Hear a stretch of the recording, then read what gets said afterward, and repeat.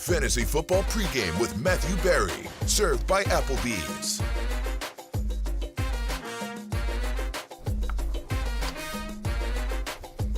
What's good? Welcome to Week 5. Well, Week 5 already started on Thursday night. The continuation of Week 5. No, it didn't.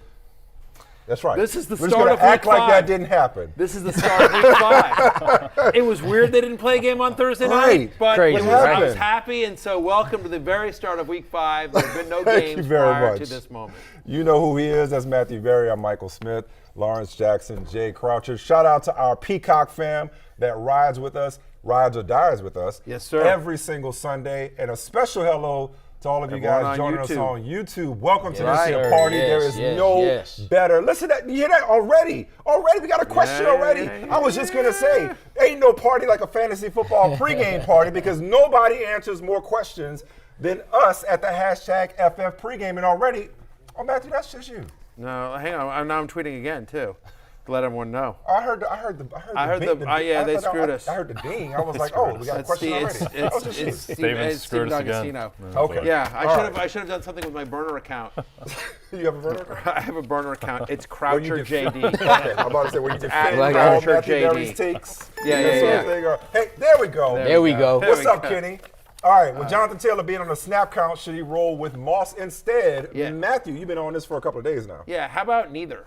Like, ideally neither, right? Yes, the answer is, will Taylor be on a snap count? The answer is absolutely yes, he will be. I think I'm still starting Jonathan Taylor over Zach Moss if that's my choice, just because he's better, right? I mean, you know what I mean? And his first game back, I could see Steichen trying to get him a touchdown. And so, but again, he hasn't been in camp. He hasn't played. We haven't seen him on a football field in a long time. They're playing the Titans, which is the fourth best run defense in the NFL right now as well, guys. And so I think about Josh Jacobs. Think about how bad Josh Jacobs was for the first 3 games. And Josh Jacobs, I think you can argue, is just as good as Jonathan Taylor. And Josh Jacobs, like on our own air, when we had the Raiders on Sunday Night Football, he told Melissa Stark, he's just basically like, hey, I'm not, I wasn't there fully, right? It took me a while to get up to, I was in shape, but I didn't have NFL game speed. Yep. And so, anyway, so that's gonna be a constant ideally theme. You're going with somebody else, but if I have to choose between Taylor and Moss, give me Taylor. Well, that's going to be a constant theme throughout the show, how to handle big name stars coming back from extended absences. Again, tweet the show with your lineup questions, decisions, concerns, or just, you want to show us love.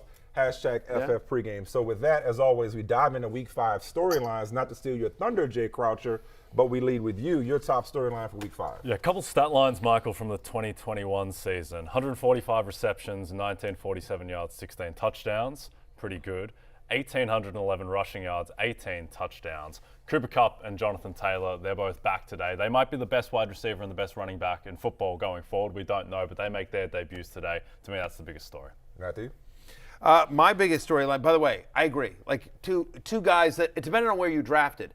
But if you drafted like in early August, both those guys went in the first round of your NFL draft, your fantasy drafts. And like if you drafted like a week before the season, both of them went in the 3rd or 4th round. And so getting Kupp and Taylor back is massive to me. Great. That is a great point, and I want you to come back in a minute when we get to our burning questions, and we're going to tell people how to handle both these guys. You just alluded to the second go in their lineups. But now, Lawrence, let's get to your top storyline. Yeah, my storyline for today is, can we get some competent football going on with one of these New York teams, primarily the Jets? This man right here, building on that offensive performance they had against the Chiefs. Can you come in here and do that? Can you do it 2 weeks in a row against a much weaker defense in the Broncos? You know what? I'm with that, and I'll just chime in by saying I'm calling it. We do shot for shot for those that are new to the show. We call our shots in a couple of minutes, but I'm gonna get a sneak peek in that or an early shot by saying, give me 300 yards and 3 touchdowns for that guy today. Okay. Because my favorite story is Nathaniel Hackett's revenge. And I love what he did last week against the Chiefs. Let's see if he can follow that up. Yes, sir. And take another step against a much weaker defense. Matthew, what is your top storyline today? Look, you know, I'm a company man, right? I'm a company man. I'm waiting all day for Sunday night. Look, two of the best teams but in the positives here, I don't have to be a company man because I think we've got the best game on the schedule tonight on NBC and Peacock. Two of the best teams in fantasy are going to face off. So my question is like you've got the Niners defense, you've got the Cowboys defense, two of the best defenses in the NFL. Can you trust Chris McCaffrey, Brandon Ayuk, Deebo Samuel, Tony Pollard, CeeDee Lamb? I call them eights. Can you trust any of those guys against elite defenses? Normally they're every brainer, no brainer. Every game starts, but this week, are you nervous a little about them? George Kittle as well. Yeah. Jake Ferguson is getting some run as well. So and then you've got Dak and Brock Purdy. So my answer, generally speaking, is start your studs. But there's a couple ones that I'm not crazy about in that game tonight. Like I don't think Dak has a great game tonight. Well, we'll get deeper into it later on, but I'm going to say I feel more confident in Brock Purdy in this spot than Dak Prescott, and that's going to have some ripple effects all across that game. All right, my storyline, I'm going a little deeper. I like to go deep. My storyline is about a guy that's not going to play today. Keaton Mitchell. You tried to hold that in as long as you could. Is that not the most Michael thing? Keaton Mitchell. Well, but there's a larger point that I think Hang on for a second. Okay, first off, go ahead. Explain to everyone who Keaton Mitchell is. No, he's not a politician. Right, no, exactly. He's on the Ravens, right. He's on the Ravens. He's an undrafted free agent running back. Oh, I'm sorry. I just assumed y'all were hardcore. If y'all up on Sunday morning watching us on Peacock and YouTube, you ought to know who Keaton Mitchell is, and that is my point. I shouldn't have to explain to you who Keaton Mitchell is, the undrafted Ravens rookie running back who showed out in preseason, hurt his shoulder, spent the first 4 games on IR, was not activated in time for Week 5. But here's why that's my top storyline. Because while Keaton Mitchell may not be a league winner, moves like picking up Keaton Mitchell win you your league. Some of us drafted Keaton Mitchell in the 4th round of dynasty drafts. Okay, others, dynasty. I was going to say. You know that was coming. Others have had Keaton Mitchell on their roster since the preseason and patiently waited. Others sniped other people in the show league when I was trying to pick up Keaton Mitchell, and Lawrence picked him up before I could get him, and waiting on people like that. Those types of moves being a step ahead of the competition. If you haven't already picked up Keaton Mitchell, you are doing it wrong. Am I lying? If I'm lying, I'm flying, Lawrence. Look, to be honest, man, without J.K. Dobbins and what's going on with the running backs and with the Ravens, he's got a chance to be their best running back. This is a cat I watched in college, so they want to be a little more cautious with him this week, but going forward, we'll see what he does. Had a nice preseason. Can I just say that when you Google Keaton Mitchell, the first thing that pops up is a LinkedIn profile of some insurance agent. Only for now. Only for now. I mean, like, again, then you get to the Ravens running back. Here on Fantasy Football Pregame, we bring you the biggest names. Cooper Kupp, Jonathan Taylor, Deebo Samuel, Christian McCaffrey, Keaton Mitchell. Look, here's the thing. I don't mind. Keaton Mitchell, I agree with you, is a good, deep league But it's the grab. larger point, I'm with you. Matthew, Paying attention. Your job. Your storyline is to pay attention to everything. You became Matthew Berry by telling people who to pick up and who to draft before everybody else did. I'm right? with you. I'm with you. I'm with you. No, and there are a lot of guys in the NFL right now that I think are really good grab and stashes. Keaton Mitchell is one of them. We've talked about Tajay Spears a lot. Rashee Rice is one of those guys for me. Ronnie Rivers. Again, I don't think Kyren Williams can last a full season at his size given his workload. I think Ronnie Rivers is a really interesting grab and stash. Had Lil McLaughlin on their team. Fair enough. Yeah. I mean, 100%. It's just funny because it's Michael. Me. That is like. Can I interest you in Amari DeMarcado? I mean, exactly. Exactly. Like, all right. So anyway. RB2 today for the Cardinals. I'm saying. I know. Matthew, there's a game going on right now. We're having a blast, but they're having a bigger party over in London as the Bills and the Jaguars are squaring off. Matthew, for those that may not be all the way tuned in or may not have access to it, we've been watching it. What are some of your impressions of that matchup so far at halftime? Real quickly, the Bills look like they're in London for the first time, and the Jaguars look like they've been there for a while. They look at home? Yeah, I mean, exactly. It's 11-7. The Bills' offense finally got going towards the end of the second half. Josh Allen hitting Stephon Diggs. Stephon Diggs doing Stephon Diggs type things. That's about it for the Bills' offense so far. But hey, welcome back, Zay Jones. Really nice touchdown grab as well. Yeah. Again, that's to me a fascinating storyline. We'll see sort of how the rest of that game plays out. But what's this Jaguars passing attack with Zay Jones? We've seen Christian Kirk eat the last couple of weeks without Zay Jones in the lineup, but now Zay Jones is back in. They're getting Kirk involved. Kirk had a really nice reverse for 15 yards that got called back due to penalty. Travis Etienne, they're getting him involved in the passing game a little bit. He got a 2-point conversion. So anyway, there you go. But definitely don't watch that game. Keep watching us. That's exactly We'll right. keep telling you about the game. This is much more interesting than some dumb old NFL game. Why watch football when you can watch dudes talk about football? It. Exactly, Lawrence. That's what I'm talking about. What's more fun, an All the actual football time. game or 4 random dudes talking about Keaton Mitchell. Yeah, talking about people who ain't even active. Who's still on IR. Watch Josh Allen or hear about Keaton Mitchell. Right. Yeah, Some I would live actually, betting angles? in terms of the lines at the moment, so the Jags are 2.5-point underdogs live right now on DraftKings. I don't agree with that. I think this should be pick or even the Jags favored. It's very difficult for the market to adjust to injuries in real time. And here's who the Bills have lost at the moment. Coming in, they didn't have Tre'Davious White, Greg Rousseau, Christian Benford, Shaq Lawson. They were already out. Matt Milano's done. Daquan Jones is done. They're effectively down 6 starters on defense, and the Jags are moving the ball at will. They're just, again, doing Jags stuff and not finishing these drives. I think Jacksonville win this game. All right, we are finished with our storylines. The other big thing on that particular game, by the way, is just Calvin Ridley still just not. I mean, it's weird. It's at halftime. Christian Kirk 4 for 63 on 4 targets. Zay Jones 3 for 23, but has a touchdown on 5 targets. Ridley just 3 targets, 2 for 30 as well. Ingram's got 5 targets as well. Fancy YouTube question graphic. Oh, well Here we go. First one. All right. Joseph Garcia, our first YouTube comment ever.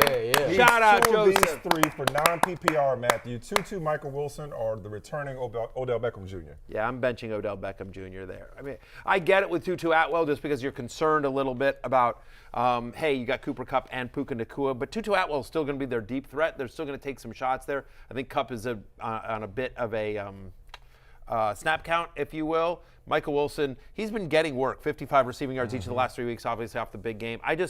OBJ, he didn't do anything prior, and now he's coming off the injury.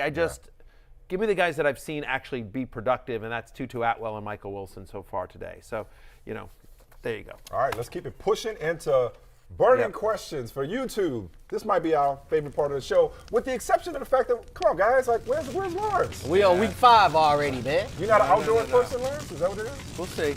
Okay, we're working on it. We're getting there. All right, starting. Careful what you wish for, by the way. Because they're none of those flattering. are attractive. As long as mine just had to be with a Braves cap on. I don't want the cowboy in hat like on. LA Dodger colors or whatever, because you always wear right. Let's go back to how we started the show. Philadelphia versus the Rams and the return of Cooper Kupp. One of my all-time favorite movies is Paid in Full. I live by the motto that everybody eats, B. Okay. I know that movie. Yeah. Is there enough to go around for both Cooper Kupp and Puka Nacua? Yeah, I really believe so. Okay, so think about 2018 to 2021, right? That was when my little Cooper Kupp and Robert Woods, Bobby Trees, played together, and Robert Woods was still Robert Woods. Okay? In those 47 games, Cooper Kupp averaged 17.9 fantasy points per game. He had a 24% target share. Robert Woods, 16 fantasy points per game, a 19.7% target share. Again, he's Cooper Kupp. So I'm starting him in every league that I have him in, but I still think that Puka Nacua maybe doesn't get a 35% target share, but I think this is a good model for a Sean McVay coached offense that has Matthew Stafford at quarterback. That's what happened when you had 2 productive fantasy wide receivers. That's what I believe happens with Kupp and Puka Nacua today as well. And they'll take a couple of deep shots to Tutu Atwell. Sure. Yeah. Lawrence, and here's the thing.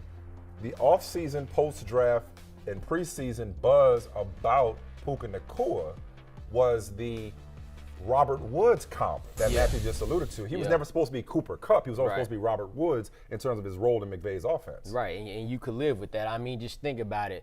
Tutu Atwell comes in today as wide receiver 20. So they already had 2 wide receivers going. He comes in with at least 9 targets in 3 straight games. So Cooper Kupp, obviously, he'll get his production, and Puka Nacua now slides into that 2 role, which in this offense, it's a good role. I mean, Matthew Stafford, 3 touchdowns to 5 picks, but he's throwing it 41.5 times a game. So you add that with Sean McVay's offense, of course, it's enough for both of them to eat.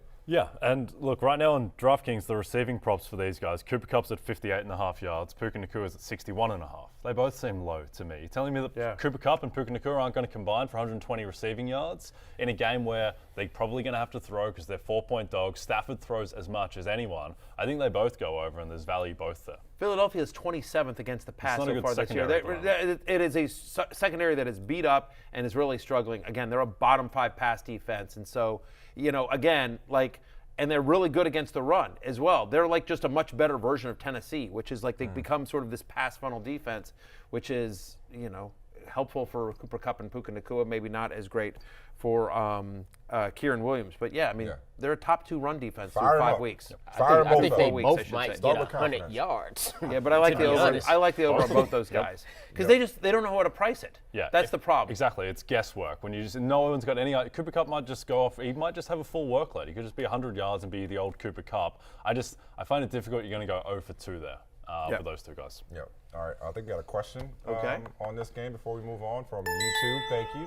Should I try to trade Puka before the game starts? He has Olave, Watson, and Godwin. Ooh, that's spicy. I had that same dilemma. So I do too. Yeah, so no, I actually had Cooper Kupp and Puka Nakua on the same team, and I was ready to start them both. But I just traded Puka Nakua and Justin Fields for Bijan. So if you could get something like that, then you do it, especially if you got other receivers. Who's your quarterback now that you just gave up Justin Fields? Anthony Richardson. Okay, Anthony Richardson. there you go. That'll work. That'll play. Nice right so I'm like that. If you're in that particular situation, then especially if you got, but I don't know, your receivers, I don't know, have Christian honestly, Watson and Godwin. I don't know about that. I think just to echo on what Lawrence says is Puka, if you're able to get an awesome offer like that, especially when he had the depth that he did. But ultimately, I think you're probably, at this point, because Kupp's coming back, your window to quote-unquote sell high on Puka has missed. So I actually might wait till this game because I do think Puka will still have a good game. And then people will be like, oh, Puka can still ball out even with Cooper Kupp there and you'll get more. I don't think your wide receiver depth is as good as you think it is. Again, we have yet to see Christian Watson be Christian Watson. Yeah. We don't know what it's going to really look like. Saints offense hasn't been great either. No. And I think Olave will ultimately get his, but Godwin's clearly second fiddle to Mike Evans in that offense. So and they're on a bye this week. And they're on a bye this week. You probably need Puka.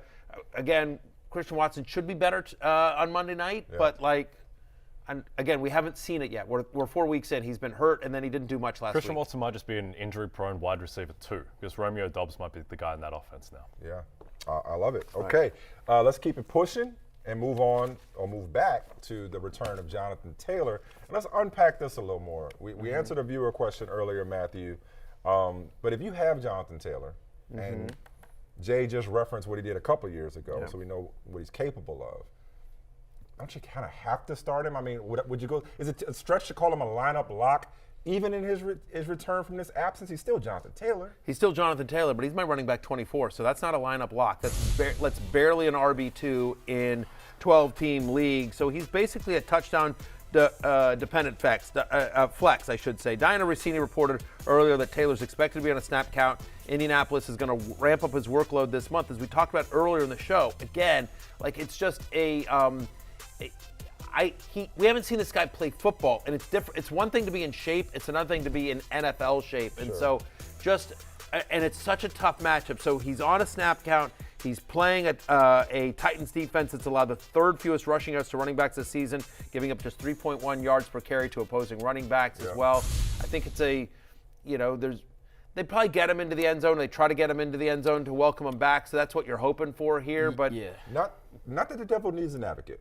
Okay. Lawrence, let me throw this at you because you just referenced this guy. Well, I was going to say, you talked about him getting the touchdown, right? And so that's kind of how I'm feeling like they get near the goal line. It's going to be Anthony Richardson or Jonathan Taylor. Then you have the Browns on the bye, Chargers on the bye, Seahawks, and the Bucks. I get it. And, you're starting guys from all those teams. Like, I personally have Jonathan Taylor in a few leagues. I have to start him. Maybe if I didn't have to, then I wouldn't. But in most cases, you might just have to and hope for the touchdown. Well, the devil's advocate point I was going to make, though, was just that Anthony Richardson, on the opposite side, you look at what they've done. I know the matchup is tough, but you look at what they've done with Zach Moss in that running game in Indianapolis, okay? I get the layoff. I get him getting back up to speed. We have not seen Jonathan Taylor play with your boy Anthony Richardson. Right, and that was supposed to be the thing that was going to break fantasy this year, was the run threat of Anthony Richardson alongside Jonathan Taylor. So even with a lightened workload, Jay, I wonder if Jonathan Taylor could still get his, potentially with fewer carries, just because of the threat of big number 5. I think so. And this Titans offense isn't super explosive, so I would think that the game is going to be close enough where they're in a game script where they can run the ball. One thing on Jonathan Taylor, I think there's the idea that he wasn't very good last year. Certainly not compared to 2021, but he was still 4.5 yards per carry. He got 40 targets in 10 games. He was getting used in the receiving game, and he played half the year with an ankle sprain. So I think that Taylor is going to be a monster. I think that this matchup against Tennessee isn't great. He had 30 carries for 100 yards in the 2 games against them last year, and we know the Titans' run D is a monster, but I do think that Taylor is a viable RB2. All right, we got a viewer question here on this matchup and this subject in particular. All right, boys, help me out. Jaleel McLaughlin or Jonathan Taylor?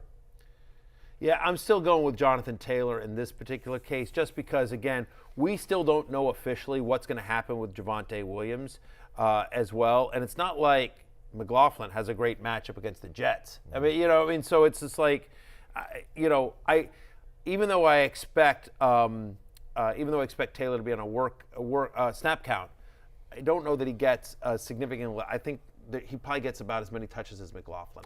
At that point, I'm just going with talent. This is also just the how do you sleep easier at night type of thing, and you sleep easier at night starting Jonathan Taylor over Jaleel. I mean, I have McLaughlin at 35. I have Jonathan Taylor at 24. Again, I have both as sort of like flex plays, but I have Taylor at the high end of that, McLaughlin at the low end of that. If we know Javonte Williams is officially out, and it feels like he's trending towards playing to me, but we don't really have a full word yet there. McLaughlin would move up, but again, I would just skill set, so I'd go with Taylor there. Appreciate it, Cris. Yeah, you don't want to bench Jonathan Taylor for McLaughlin, and then one of those 9 carries go for a 50-yard touchdown. Yeah. You will be sick. You'd rather just play the guy, you play your stud, and just see what happens. Speaking of studs, moving on to Giants, Dolphins. Yeah. How are we pronouncing it now, Matthew? H-An. No. Achane? Yeah. Is that Achane? That's how our producer pronounced it. The correct pronunciation is Devon Achane. No, but that's what I was talking about. Is I love that. We'll see what he says next week. Yeah, we'll see what he says. Another big game. Call that big boy game. a stud. Call it whatever you want. Whatever you know what I'm saying? Exactly. Like call him a touchdown machine, averaging over 11 yards a carry. A week ago, when we were at MetLife, we were talking about, just get him in your lineup. It's a piece of the Dolphins, but Raheem Mostert, or Raheem Mustard, as you dubbed him, is the RB1. No. Yeah, it doesn't feel that way now. Now, again, I have Mostert at 19, running back 19, so I still have him as a top 20 play. I still have him as a starter, but Devon Achane is my running back 11 for the week. He's got 11 different red zone touches over the past 2 weeks compared with just 5 for Mostert. At least a 14% target share in both games, so he's not a nothing in the passing game. He's the only player in the NFL with 100 or more rushing yards and at least 2 touchdowns in multiple games this season. He just has that win you the week kind of upside, and it's worth noting the Giants, the New York Giants, Lawrence's football Giants. Yes. Have allowed a rushing touchdown in every single game this year. In fact, they've given up 7 rushing touchdowns. That's tied for the most in the NFL. Yeah, Feels like they're going to give up at least 8 and 9 today against the Dolphins. Don't like what did you say? Look, 8 and 9? 8 and 9. Numbers 8. They've given up 7. It still might be 8 touchdowns. We just wanted to be clear. I heard the same thing you heard. I was saying at least numbers 8 and 9. Yeah. I mean, one of 2 things happens here. Like the Giants are traveling on a short week after another embarrassing Monday Night Football. And now they're going to Miami. It's a 1:00 game.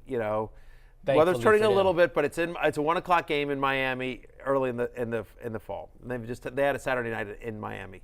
Yeah. Okay, so either they just come out completely fat and they just get rolled, or much like the Bears on Thursday night, they're like a corner dog. This is their season. If they don't show up, it's over. And so maybe they rally and show up, and I feel like the offense is more of a struggle than the defense right now for the Giants. I feel like the Giants' defense has at least been competent-ish. You know what I mean? Compared with their offense. I mean, they're all. I mean, again, they're. Honestly, my point is like when you think about the blowouts. The problem. They're giving up pick sixes. They're getting fumbled, sacks, return for touchdowns. So before the defense, we're down 21 points and we've given up 3 of these or whatever. I mean, it's just I don't know.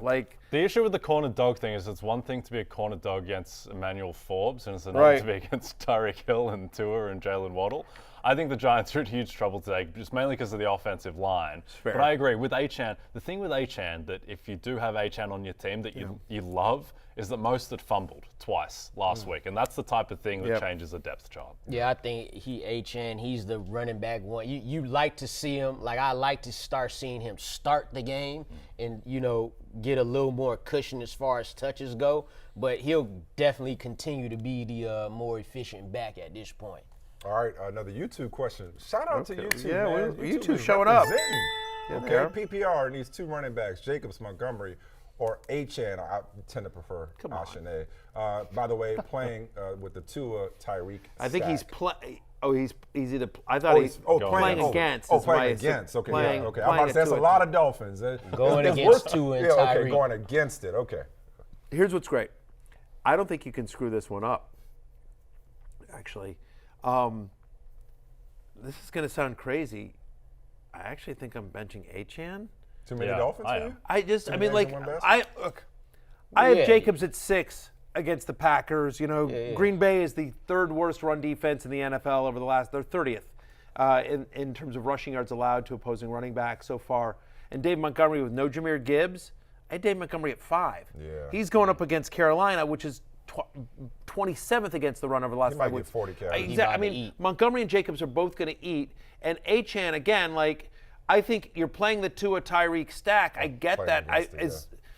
Playing against that, I think what you're banking on here is you're hoping that the Dolphins game isn't like this shootout or Mostert shows up, you know what I mean? Again, But as you often say, the players don't know they're facing each other. So correct. The fact you're playing a stack is irrelevant, right? What's going to happen? What's going to happen? How can you bench Achane right now? I get it. Workload. How can you bench that? I mean, you're the guy, but how can you bench that guy? I get it. You really can't. But there's a chance Achane could get 12 carries, and there's no chance that Montgomery and Jacobs are getting that kind of workload. There's just a bit more variance. That's the point. I mean, again, I know it seems insane. I'm going by my rankings. Here's the positive surfbird. The positive surfbird is I don't think you can screw this up. Again, I have all 3 as top 11 picks. Yeah. I think all 3 go off, but you're asking me who do I bench? Yep. I'm just saying, to Jay's point, the workload for Montgomery and Jacobs is guaranteed. Yes. There's a chance that it's a big Jalen Waddle game. We haven't seen Jalen Waddle go off this year. Yeah. There could be a thing that McDaniel says hey, Mostert, we need you for the rest of the season. I can't just relegate you to the bench. I need you to come back after those 2 fumbles. And so it becomes a Mostert game. We just don't know. Right. They have so many weapons there. So, I mean, It sounds like, just to summarize from what you're saying, it sounds like a ceiling floor thing. The floor for Jacobs and Montgomery is just the safer plays, just being the unpredictability of who gets going for Miami. Certainly. I mean, you can't argue that Achane doesn't have the most ceiling because of just what he's done the last 2 weeks. Yeah. But I don't know. I mean, Montgomery could have Montgomery's coming off a 3 touchdown game. We forget that because it was 10 days ago. Him scoring. That's a lock. I mean, right. I mean, they getting there. They giving it. Anytime touchdowns are usually at plus money because it's just so hard to predict. I bet you, without having looked at it, that Dave Montgomery is at negative. He's I bet it's probably minus 150. Minus 130 on DraftKings, something like that in terms of Dave Montgomery anytime touchdown because no Gibbs, because Carolina's so bad. It's minus 195. There you go, right there. So that's how you know you ain't bitching him. I mean, I'm just saying, minus 195 for an anytime touchdown on Dave Montgomery, which just goes to show. I don't know. And Jacobs, we finally saw the Josh Jacobs we've been expecting last week playing the Packers. Games in Las Vegas. You led with you can't screw it up. Can't screw it up. You would recommend Jacobs and Montgomery, but you can't screw it up. That's first world problem, Surfbird. Yeah. First world problem. Trade one of those guys too. There you go. Yeah, man, that's the right call. Let's talk about or find a league that has a flex. How about that? There you go. Find a league that lets you play a flex. Let's talk about another potential tough start-sit decision. And Matthew, I think about don't get cute, start your stars. But at what point, and maybe it's now, at what point do you ask the question whether it's time to bench Joe Burrow? I know. I mean, right, that's the question. Like, is he still a fantasy star? I mean, through 4 weeks, he has not been very good. He's QB 31 on a points per game basis. Through 4 weeks this season, he has not been what we all drafted him to be. Having said that, I think there is cause for optimism here. He plays the Arizona Cardinals, which allows the 4th most yards per pass attempt. They're also last in the NFL in pressure rate. So maybe the lack of mobility there isn't as big of it. He should have a very clean pocket. As Jamar Chase likes to say, he's always open. He's always open. So Joe Burrow should have time in the pocket to find his buddy from college, Jamar Chase. Worth noting that the Cardinals also allow the 8th most fantasy points per game to opposing quarterbacks. I'm at QB9. He's not without risk for sure, but and he's down 100%. And he's not going to have T. Higgins today. So I get all the negatives. And if you went a different direction, I wouldn't be like, what are you doing? You know what I mean? But if you bench Joe Burrow, I would question going back to the whole trade thing. Like, who else do you have and why? Well, I got to make a choice between Brock Purdy and Joe Burrow right now. And I'm kind of leaning Burrow just because of the matchup. But it's close. But I'll tell you, I'm in a 2-quarterback league. I'll be honest with you. I'm in a 2-quarterback league. I played against. I had a big week on Thursday night, so I already have a lead. It's a 2-quarterback. It's a 2-quarterback league. So I'm playing Jordan Love over Burrow in a 2-quarterback league, just because I think he's got right. I mean, so I've got Jalen Hurts as my other quarterback. Like it's a 2. Sorry, I'm confusing leagues. I have Justin Fields and Jordan Love are going to be my 2 quarterbacks this week because I also have Burrow, right? And so it's just like I'm like, all right, I'm playing with house money, so now I need just the floor play. And I think Jordan Love, he made my love list. I think it's a nice game for him on Monday night in Las Vegas at home. I'm not at home, but you know what I mean. Against Las Vegas, I'll be at home watching it, but the game's in Las Vegas. Jordan Love plays for the Green Bay Packers. That might have been the best answer you ever gave. Just that whole thing just now, just so you know. I just loved it. I loved it. It's all over the place. The window is here. I have a lot. Well, I just exactly. Now you see. All right. How many leagues are you in again? All right. Nick Shaw working your show right now for Chicago. Needs some help. I assume this is our RSN in Chicago. Yeah. NBC Sports Chicago. Yeah. What Shout out, what to do with Nick. T. Higgins? What's happening, Nick? What to do with T. Higgins? What do you say? Is he? You bench him if he's not playing. Yeah, I say. That's what you do. You bench him. Yeah. They're going to be better. T. Higgins has been getting no. Because his value is too low right now. You put him on your bench and you hang tight. He should be back. He should be back hopefully soon. And when he's back, Joe Burrow should be at full health. He's getting the targets. Yeah. I think he had something like 8 targets in every game up until we got hurt. And so, Nick, you're good. Focus on the show.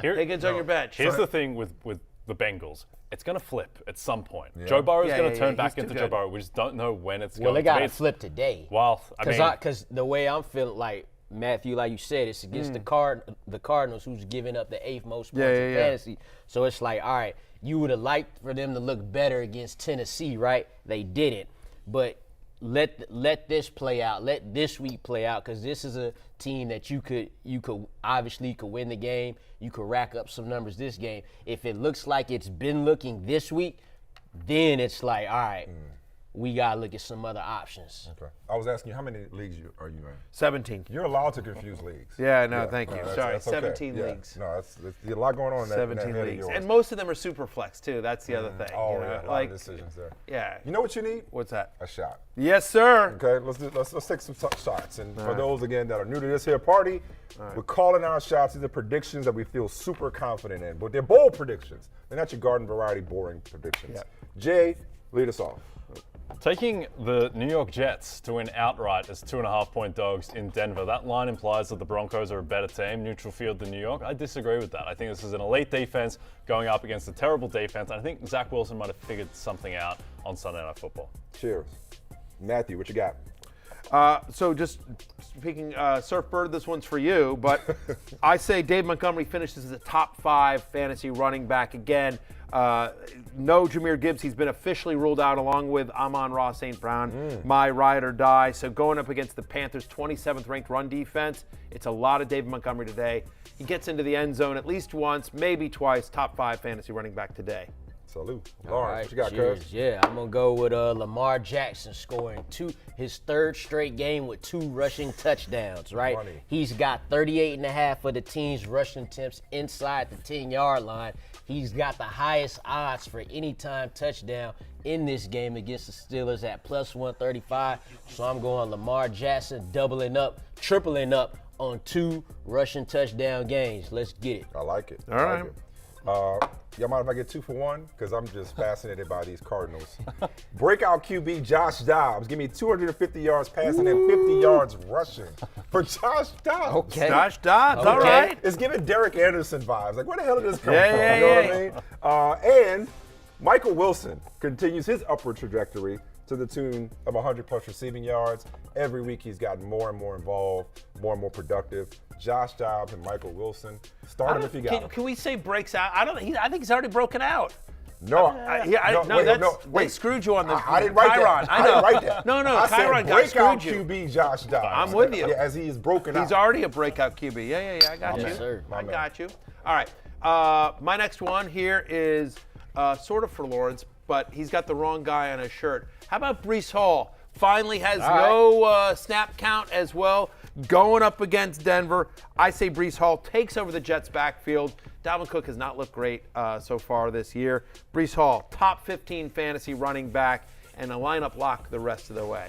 Ooh, this one's spicy. This one is spicy, Jay. Yeah, it is a little spicy. It's about to get loud, Michael, because people after tonight are going to realize that Brock Purdy is not just a product of his system. He is the real deal. Yep. He is going to be Speak in on the Not a system MVP quarterback. mix. He'll be a top 4 MVP favorite after he takes down the Dallas Cowboys on Sunday Night Football. He's a star. Oh, I like that. Oh, You're yeah. a stud. Stud, Thank star, you, I don't Michael. know what you're saying, but Thank you're you. both of those. Thank you. Like, that's what I'm trying to tell people about Brock Purdy. Yeah, he's the real Lawrence, tough act to follow. What you got? We talked about this Giants team, this Giants offense, and what have you. So they're going up against the Dolphins today, who last week they stunk it up, only scored 20 points. The week before that, we know they scored 70. So I say they're going to score right in the middle of that. They're going to drop 45 on the Giants' heads right here in week 5. Giants giving up 30 and a half points a game. In the Dolphins scoring 37 and a half points a game. So they about to run it up on them, and that's how we gonna ride. The movable force meets the movable object, basically. I like or it. the resistible object. Okay. No Jahmyr Gibbs. No Amon-Ra St. Brown. Yes, sir. Welcome back from that whack-ass gambling suspension.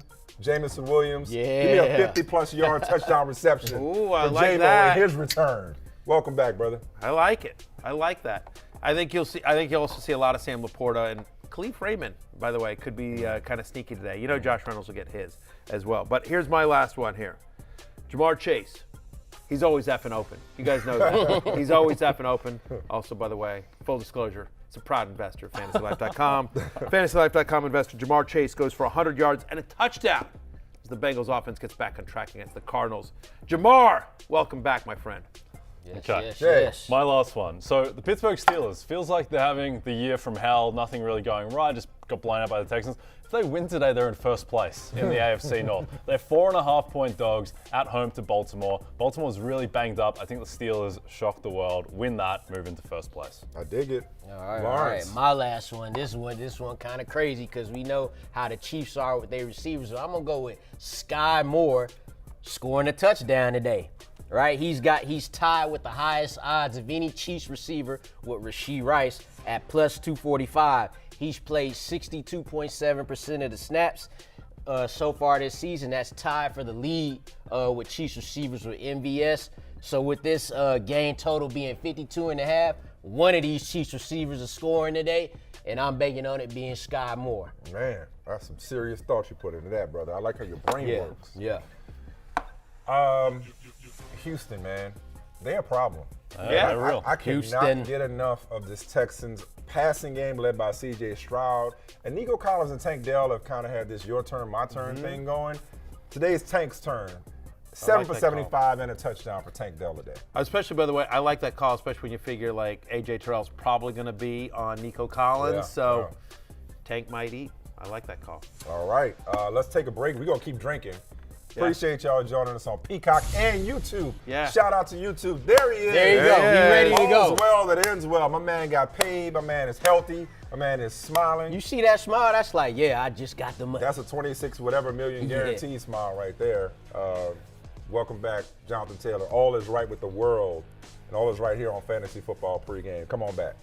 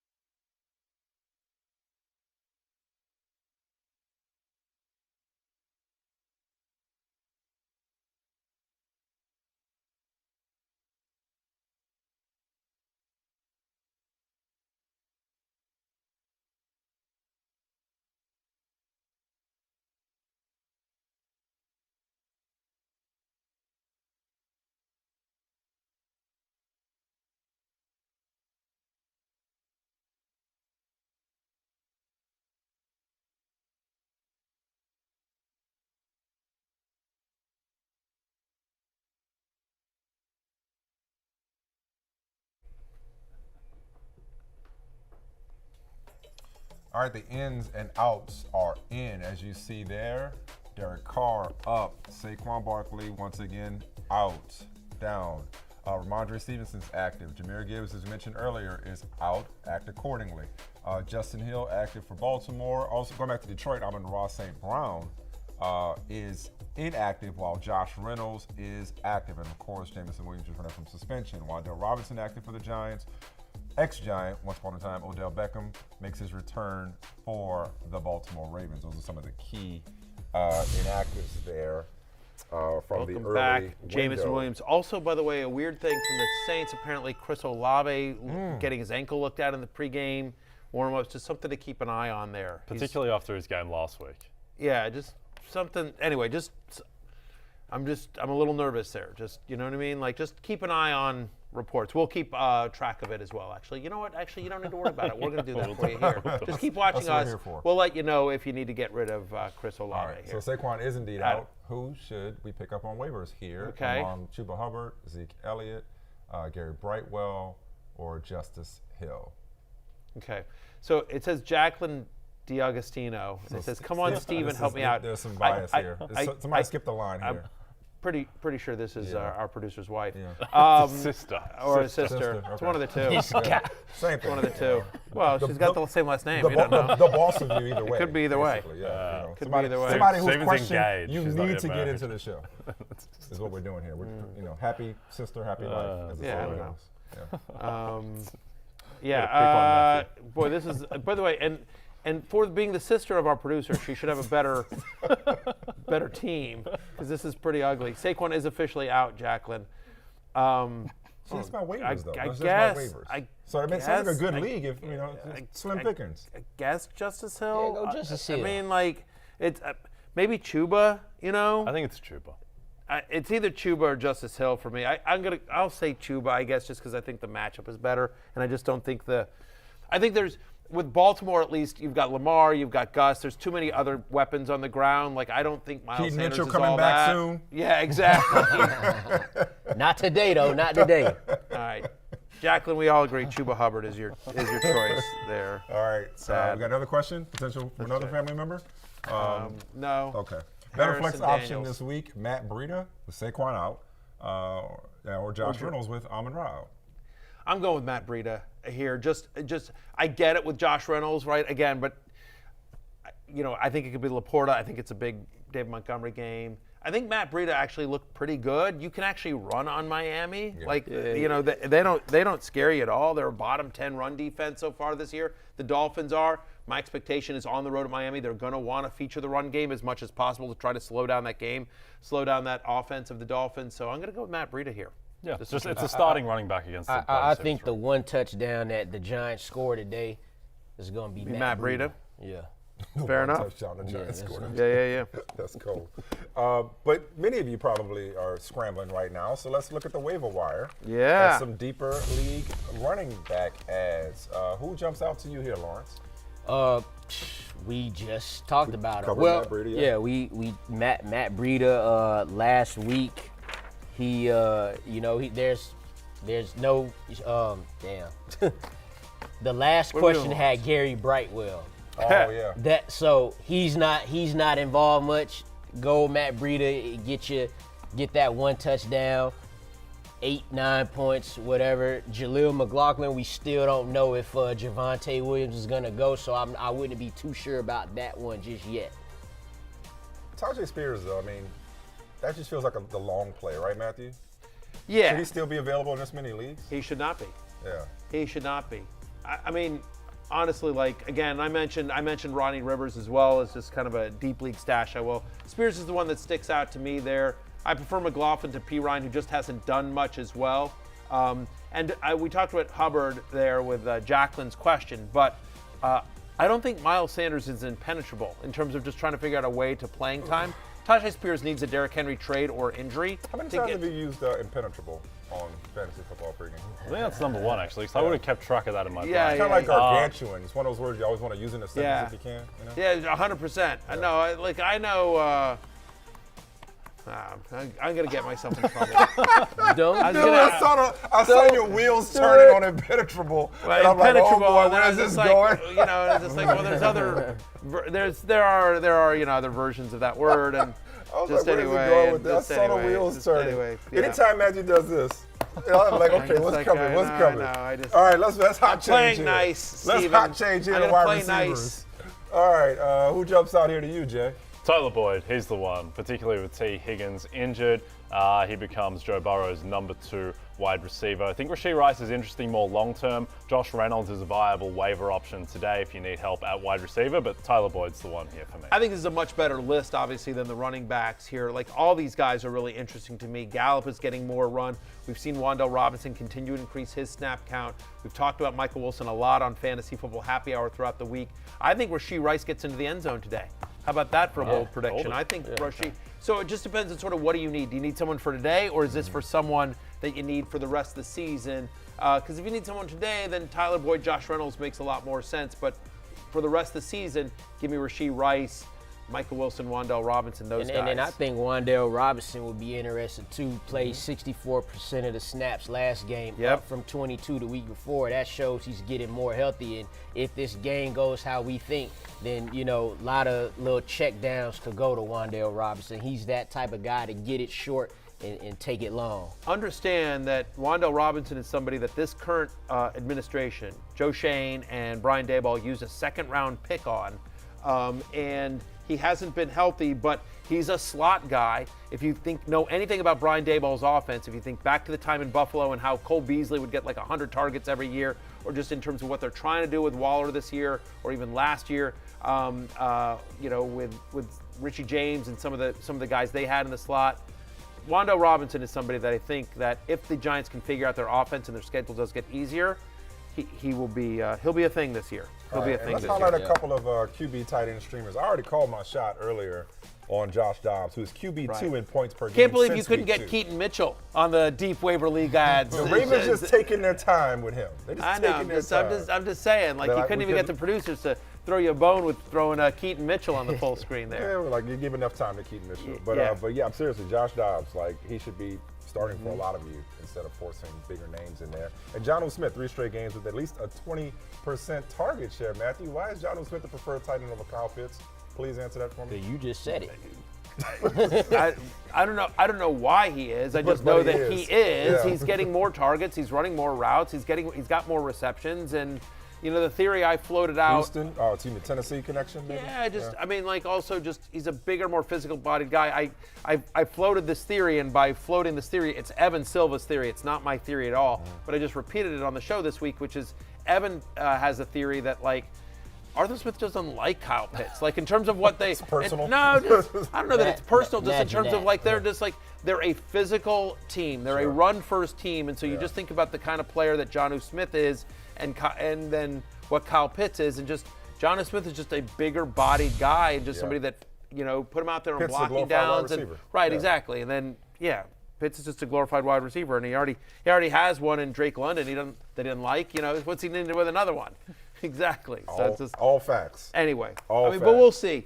Lawrence, let me ask you this, because you're other than Mama Ritter, you're the biggest Desmond Ritter fan I know. Yeah. Right? Mama Ritter's actually given up on for TV purposes, I'm the biggest Desmond Ritter fan in the world, actually. Not just TV purposes, also internet and streaming purposes, but and in reality, you've lost many a steak dinner betting on. I'm still Desmond up. Ritter. I'm still up. No, I don't think so. We rolled the tape. We rolled the tape last week. Don't get me in there. But you wanted to, by the way, you're gonna get back this week because he ain't throwing for no 388. Yeah, not while he's sitting on the bench watching Taylor Heineke in the second half. See something. That was my question. Do you think we see Taylor Heineke this week for your Atlanta Falcons? Nah, why? Because they're gonna win. Why would they take him out if they win the game? Texans win. All right. Texans are winning that game.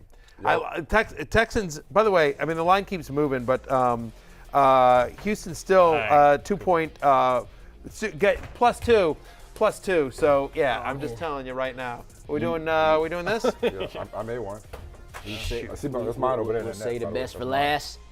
There you go, Lawrence. Nice job. Put me in for Desmond Ritter. By the way, Lawrence and I play each other in the show league this week. Steak dinner on that. Applebee's steak dinner on our show league matchup. So let's scratch the Ritter and Sam Howell and replace it with our fantasy matchup. There you go. See, look, all right, there we go. I appreciate that. All right, there we go. Y'all just strictly steak, like no seafood? Nah, whatever. Whatever they got at Applebee's. Come on, we're company man. Riblets. All right, riblets. Chicken tenders. Yeah. Oh, man. Proper shot presented by DraftKings Sportsbook. You're up first, Jay. Jonathan Taylor. Rushing yards over under 44.5 in his return. This is an impossible line, but I'm going to take the under. Just not sure of his workload. Plus, also Tennessee have one of the best run defenses in the league. All right, Lawrence, C.J. Stroud over under 246.5 passing yards. All right, y'all check this, right? 246.5. Atlanta's a top 7 defense coming into week 5. Top 5 passing defense, only behind Buffalo, Baltimore, Dallas, and Cleveland. This over-under's only 41.5. Mind you still get your 775 from Tank Dell, but Trevor Lawrence nor Jared Goff hit this number when they played the Falcons, so I'm going to go under. He could still have a good game going under this number. Yeah, Laramie Tunsil's back too. Maybe they run the ball a little bit more. We'll see. But this helps in pass protection. Matthew, Alvin Kamara's receptions over under 4.5. I'm going under here, and I know that's shocking because he got so many last week. Like he got 13 on 14 targets, but he's been under this number in 10 of his last 16 games. Yeah. He's had 4 or fewer targets in 5 of his last 6. They're playing New England. What does Belichick like to do? Take away the best thing. I think he's going to sit there and go like, okay, Derek Carr clearly can't throw. The secondary is where New England needs help. I mean, they just traded for J.C. Jackson. Yeah, I mean, and I think he might play for them today. I mean, he's been there less than a couple of days. Yeah. So I think they'll attack them deep as well. So give me the under on 4.5 receptions for AK-47. Jay, Lawrence Jackson already called 2 touchdowns for Lamar Jackson rushing, but what about his rushing yards? Over under 44.5. I'm going to take the over here. I think that with that banged-up offensive line, he'll need to be running away from T.J. Watt. I like your logic. Lawrence, DeAndre Swift rushing attempts over under 14.5. Yeah, I'm going to go over that. He's got at least 14 carries in 3 straight games. Week 4 was a bit of a shootout. I think the Commanders shocked him a little bit. Rams is giving up 111 rushing yards a game, so give me that over. Matthew Stafford's passing yards over under 277.5 with Cooper Kupp back. I'm going to take the over. Look, he's been over this number in every game this season. He's had 320 passing yards in 3 of 4 games this season. As we talked about when we were talking about Cooper Kupp and Puka Nacua, Eagles have allowed the 6th most passing yards per game this season. I don't think they're going to be able to win a defensive battle with the Eagles. They're going to have to throw. Give me the over on Matthew Stafford's passing yard prop. Jay, Jamar Chase receiving yards over under 79.5.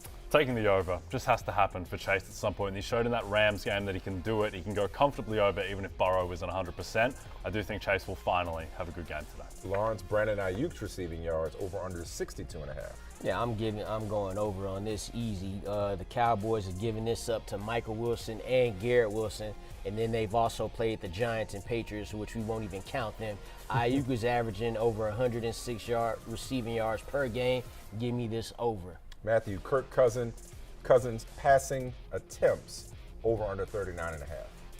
Yeah, I don't like the fact that we're taking so many overs, but I'm going to take the over here. Look, 3 out of the 4 games he's played this season, he's had at least 44 or more passing attempts. It's the highest total on the slate. I expect Patrick Mahomes and the Chiefs offense to go absolutely nuclear against the Vikings. Kirk Cousins is going to have to throw to keep up. Give me the over on 39.5 passing attempts for Cousin Kirk. Jay, Garrett Wilson's receiving yards over under 58.5, and then Nathaniel Hackett revenge game against that awful Denver defense. Nathaniel Hackett revenge game makes me think of like Uma Thurman in Kill Bill. Kind of a different vibe though for Nathaniel. I'm taking the over here. He had 14 targets last week, Garrett Wilson from his brother Zach. Just more of a willingness to throw the ball on 1st and 2nd down, so I think that he will go over. Lawrence, Daniel Jones combined passing and rushing yards over under 267.5 to be precise. Well, here you go, Matthew. You want to under? Here we go right Thank here. you. I'm going to go under right here. He's hit this Thank number you. once versus Arizona in 2 quarters. So I'm going to go under here. Although it's going to be close because they'll have to get some garbage time going there, but I'm going under. Matthew, Raheem Mostert rushing and receiving yards, his combined yards from scrimmage over under 62.5. Yeah, I'm going over. I'm going over. Look, he's been involved in the passing game, right? 35 receiving yards in back-to-back weeks. Giants allow 131 scrimmage yards per game to opposing running backs this season. Mostert's been averaging 15 touches. Again, my theory here is that after the 2 fumbles last week, they're not going to go away from Mostert. He's too important. He has too much of a history with McDaniel. They want to get him back on track in an easy matchup. So give me the over on 62.5. So it's already going down a little bit as well because it's open at 63.5, I believe. All right. So yeah, give me the over. Good stuff. DraftKings Sportsbook is an official sports betting partner of the NFL. And today, new customers can bet $5 and get $200 in bonus bets instantly. $200 in bonus bets? Download the app and use promo code BARRY when you sign up. DraftKings Sportsbook, the crown is yours. We will be back with hour number 2 on Peacock and YouTube.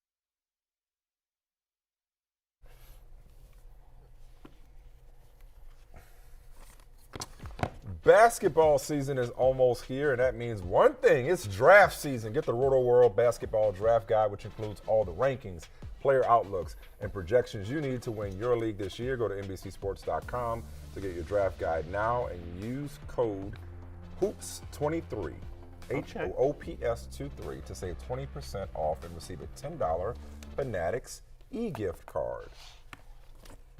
Also subscribe to the forthcoming 3-on-3 pod. That's a different conversation. All right. I'm a company man. You are a company man. My company man. You're Michael's company. There you go. You, my friend. Yes, sir. You do rankings for this here company. You've been doing them for a long time. You ready to dive into Yes, let's do it. All right, let's start at quarterback, because I was just asking Matthew about a sit decision in the league. I was asking Lawrence, as a matter of fact, during the break about whether to plug in Jordan Addison. Lawrence liked the game script potential for the Minnesota Vikings. What say you when it comes to one Kirk Cousins? Yeah, I think the game script potential is very high, as does our friends at DraftKings, who have this as the highest over-under on the slate. He comes in at QB7 for me right there. You see it on your screen. Look, he's had multiple touchdown passes in every game this season, and they actually lead the NFL in passing rate. Over 77% of the Vikings' yards this year have come via the pass. So in a game in which they're going to have to keep up with the Kansas City Chiefs, Kirk Cousins should be throwing a lot. It's worth noting that since the start of last season, in games in which at least 50 points are scored, and the over-under in this game is north of 50, he's averaging 21.5 fantasy points per game. He's my QB7. You like that. Lawrence, you've heard me talk a lot about Josh Dobbs. What you feeling? Yeah, I mean, look at him. He's here cracking Bears Week 5 top 10. He cracks my top 12 this week. Although he's quarterback 16 on the season, since Week 2, he's been quarterback 6. So he's throwing the ball at least 30 times in 3 of the last 4 games, right? He hasn't had 1 interception yet, and he's giving you 35 rushing yards on the ground. So I like him this week, as does Matthew. So it'll be an interesting game. Jay, what are you doing with Joe Burrow, man? Not sure, Michael. He's QB 31 on the season behind big names like Zach Wilson, Kenny Pickett, Desmond Ridder. Yeah. Here's the thing. Arizona, Seattle, bye. He needs to get through these 3 weeks, get through to the bye so that the calf can properly heal and then come out for a big second half of the season. Now, it is good that he gets 2 relatively beatable defenses the next 2 weeks, so I would not give up on Joe Burrow. It will turn. All right, let's go a little deeper. Quarterbacks. You got a question first, you said, Steven? Oh, got a question. Here we go. Have Burrow should sit him and pick up Dobbs or Stafford? 1-4 and need a win. Yes, you do. Yeah, you do. I mean, all right, so here's what I'm going to tell you. I have Burrow at 9. I have Dobbs at 10. I have Stafford at 13. So all sort of right there. Wait, how's he 1-4? 4? That's a good question. We're in Week 5. I was like, wait a second. He might be 1-3. Yeah, okay. He might be 1-3 and needs a win. He already feeling like he gonna be 1-4. Exactly. Okay, he needs a win and a calculator. It's like week 0. Some people start their seasons in the preseason week 3. All right. Typo. I'm rolling with Burrow. I'm still rolling with Burrow. I get it. It's hard to know like who your matchup is and like whether you're favored or not as well. But I think at this point you're sort of riding with Burrow, because here's what I would tell you. It's just always the mental thing. If like you start Burrow and he doesn't do anything, and you drop to actually 1-4, you're like, okay, whatever. I drafted the highest paid player in the NFL and it just didn't work out for me. Okay, but if you drop Burrow and you go with Dobbs and you lose while Burrow goes off. Yeah. Like finally, then you're gonna be like, you won't sleep. You'll be You like, won't sleep. And you lose sleep. And you lose sleep. And by the way, you're not getting Burrow back. And you'll be 1-5. Right, exactly. I mean, I'm rolling. Zandel, I get it. I feel bad for you, my friend. I'm sticking with Joe Burrow. I'm rolling with Joe Cool. Go Burrow. Yeah. But as we go deeper into the rankings, though, I would like to talk about one of the alternatives that he proposed there, and that's Matthew Stafford getting Cooper Kupp back and with the volume that he's had so far this year. Yeah, I'm at QB 13 again. He doesn't run. He hasn't really been a top 10 fantasy quarterback in any one week this season, but he's been an above average like QB2 for fantasy. He leads the NFL in pass attempts. We talked about how the Eagles allow the 6th most passing yards per game this season as well. So Stafford, who should throw a lot and gets Cooper Kupp back this week, comes in at number 13 in my ranks. Lawrence, you representing Zach Wilson. You're riding for my man today. Yeah. And he's going to build on what he done last week. More so than just the fact that the Jets are going up against the worst defense in the league that just gave up a career high 335 passing yards to Justin Fields, right? It's more than that. He looked good versus the Chiefs. So you put those two things together, no interceptions, 28-39, 245 yards versus a top 10 Chiefs defense. So I'm liking him if you need other options at quarterback. By the way, you know what I love about the Zach Wilson thing? It went from like everybody like recognizing Zach Wilson for what he is, or has been for the most part, to hey, leave Zach Wilson alone. Yeah. And it's like he's got such a cheerleading squad right now. I know. It's really, the tide has turned. Oh my gosh! All it takes is one good game versus the Chiefs. For Zach Wilson right now, you know. There's kind of this arc with anyone in the public eye, which is like they get just beat up, and if they sort of stick around, first they got to get they got really high. Yeah. They got to get very high. He was the next Patrick Mahomes. Right, exactly. Yeah. And then he gets beat up. And if you just sort of kind of hang tough and keep your nose clean and your head down, and everything like that, and then all of a sudden it sort of turns around and like comeback story. Sympathetic. It becomes very sympathetic, and so I feel like that's you know, he's one of those guys. Like, you know, I don't know. You know who just came into my mind when we were just talking about that. And this is gonna sound insane, but like Manti Te'o. Oh yeah. Eventually get a documentary done. Right, exactly. Yeah. And they did the documentary. Now everyone feels bad for him, right? There you go. Right. Oh, he was so terrible. He was getting blazed. That guy could play. Yeah. That guy was really good. He's underrated when I think about it. Yeah. No, that was good. This is a good call. It's a good call out. Jared Goff. Here's another one. Jared Goff. Another guy. Now all of a sudden we love him. Yeah, exactly. I love Jared Goff. Yeah, Baker Mayfield, similar vein. Jared Goff is QB 14 right now in the season, which feels kind of perfect. I think Jared Goff is the quintessential QB 14. Couple things though. One, he might have to do more today because they've only had 35. He's only maxed out at 35 pass attempts in a game on the season. No Amon-Ra, no Jahmyr Gibbs to dump off to either. He may have to do more himself. And look, I think that they've tried to hide Jared Goff for much of the season, and they're handing off a ton to David Montgomery. But Goff, when he has had to throw, has been very solid. I think he's just a reliable lower end starting option consistently, and he has a favorable matchup against Carolina. Certainly does. I like that call. You know what else I like? When you make my job easier and it's like smooth. I don't even have to think of a segue. Mention David Montgomery. Let's get to the running backs, Matthew, and talk more about David Montgomery, who's had plenty of time to rest after like feasting on the Green Bay Packers. Like feels like eons ago. He's not my ride or die, but he almost should have been. I've been talking up David Montgomery since the preseason. You know I love him, and I talked about him earlier when we got that question from, I believe it was Surfbird. Dave Montgomery is. It really stuck out to you. It really did. Surfbird 65 is what I believe was the name. That's a real downer. I'm just curious about the 64 Surfbirds that came before. All right. This username is taken. Right, exactly. Exactly. But anyway, Surfbird, shout out to you wherever you are watching on the tube, as I like to call YouTube. Dave Montgomery's had at least 17 touchdowns and a touchdown in every game he's played. He's got 10 goal-to-go carries this season. That's third most in the NFL. And you think about this Carolina Panthers defense, it's on the road and facing Montgomery. They've allowed the third most rushing yards to running backs. They've allowed 6 rushing touchdowns through 4 games. And oh, by the way, Jahmyr Gibbs is out for this game. Maybe you see some Craig Reynolds, whatever. But this is going to be the Dave Montgomery show, who's had 10 days to rest up since the Thursday night game against the Packers, where, he touched the ball over 30 times and had 3 touchdowns. Yeah. All right. Oh, damn. Small print. You can start 5 of these 6. I need my other glasses. This is the first time we've had a 5 out of 6 question. Yeah. Who do you bench? Derrick Henry, David Montgomery. Oh, damn! Like this, Devon. It's a flex, is what this is. No, this guy doesn't care. Yeah. He doesn't care what our answer is. He's just like, I just want to brag on national TV. He flexing on all these guys. Oh, problems. He flexing with the flexes. I don't know what to do here. Yeah, exactly. What to do? Which car do I take of my 7 cars? Yeah, exactly. Yeah. Exactly. That's a nice job. Who else in your league is the question? All right, you get Derrick Henry, David Montgomery, A-Chance, Puka Nacua, and Cooper Kupp. Was everybody else on auto draft? I mean, it could be one of those. It could be one of those things where he picked up Nacua. He probably drafted late, so Kupp probably went late. I saw Kupp going like 3rd or 4th round when it looked like, so he probably got Kupp late. He got Montgomery late, obviously.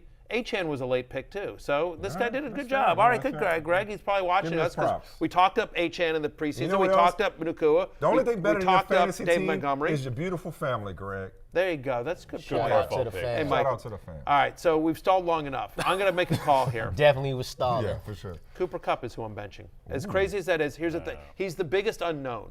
He's the biggest unknown of all, and we don't know, is he on a snap count? Again, I don't think you can screw this up because I think all of them have awesome games, but I have Kupp ranked the lowest of the wide receivers there. I have Lamb and Puka Nacua ranked higher than Kupp. Yeah. And I have Henry and Montgomery. I have Henry at 10. I have Achane at 11. Montgomery, as I talked about, is 5. Yeah. So it's And really like to my say, you lowest can't ranked screw running it up. back there is Achane, and my lowest ranked wide receiver is Cooper Kupp. And I just think we haven't seen Cooper Kupp this year. Right. We have seen Achane. So And if Kupp goes off, that's great. The rest of your team will hold it down until you put him in your lineup next week. exactly. Yeah. But that's what I'm doing there. You're good. You're good, That's Greg. there we go, Greg. You're good There you either go. Nice flex. Yeah. Nice flex. Maybe. Literally and figuratively. Exactly. Back to the I haven't rankings. seen a flex that good since when we'll show my roster against Lawrence in the show league. Wait till you see that. Oh, hey, look, you the Wait, favorites too. So wait till you see don't that. let us Chicago bear you. That's good. Don't let us do that to you. Are you a corner dog, Lawrence? You're ready to go? I don't have Emmanuel Forbes in my secondary, so that's the one difference. But no, you have a good team. You have a good team in our league. It's gonna be close. Lawrence, what you think about Alvin Kamara this week? Yeah, I like the spot for him here. Going to be a little tougher than it was. It was tough for him last week. He just played 75% of the running back snaps, and that's why he's going to be hovering around being a top 10 running back right now.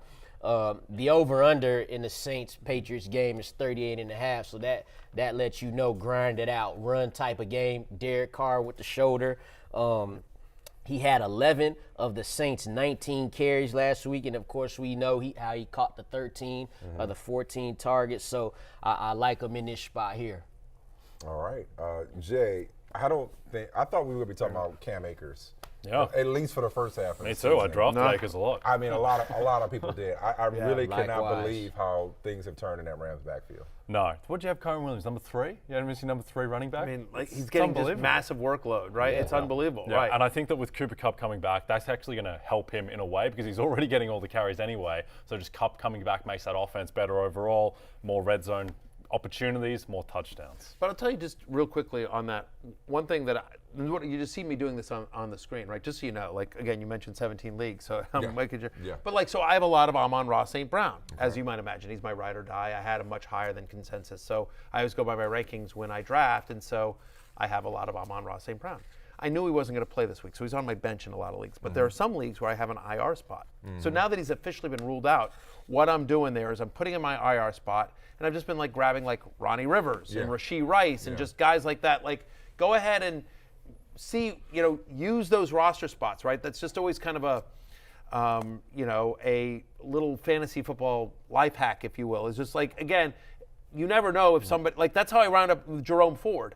Again, I'm not wishing injury on anyone, but if Kyron Williams, for some reason, were to get injured, then you've got the Rams starting running back. It's clearly, Ronnie Rivers is clearly the backup on a very good offense. It's also a smart thing to do, sorry to cut you off, when you are going into a week, because what you don't want to do is be caught slipping and something happens to Williams, God forbid, and now Ronnie Rivers is the number one waiver priority. Right. And There you go. You don't got it for free. You don't have to do it during the week, but on Sunday, if you got a spot, especially protect yourself. once your guy gets ruled out, use the extra roster spot, and then if Kyron Williams gets through fine, then you can drop Rivers or whoever it is. But I always like doing that with kind of bench stash guys that potentially have upside, as we've talked about. Keaton Mitchell, go find yourself some Keaton Mitchell out there. I'm telling you, man. And Lawrence been on Keaton Mitchell I know, all Lawrence, offseason too, man. Lawrence has him in our league. I can't do that move in our league. He gonna help me win this show league starting next week. You need to worry about this week. Yeah, exactly. Start next week. You mean after you lose Well, this week? That's what I'm saying. He gonna bring me back next week. All right. Why is Devon Achane so low on your rankings? He's running back 11. What do you Like mean I so said, low? why is he so low? Look, now you're as in 11 yards to carry? Okay, that's what you did there. I know, but he's not getting a ton of work. Now, it doesn't you don't need need it? No, probably doesn't. Again, it's just whether Mostert, gets more work this week. Look, he's ridiculous. All the numbers are ridiculous. He's had 33 touches over the past 2 weeks. All right, so whatever, 33 touches. He's got 353 yards and 6 touchdowns on those 33 touches. He's a Madden player. It's just stupid. The numbers are stupid. As I mentioned, the Giants have allowed a rushing touchdown to every running back, a touchdown to a running back in every game they've played so far this season. He's Devon Achane. We don't know what the split will be between him and Mostert as well, but he's awesome. And generally speaking, I think if you got him, start him. He's had basically twice as many red zone touches the last 2 weeks as Mostert has as well. Yeah. So when they get in close, they are trusting him. Lawrence, what are you doing with Aaron Jones, especially on a Monday night?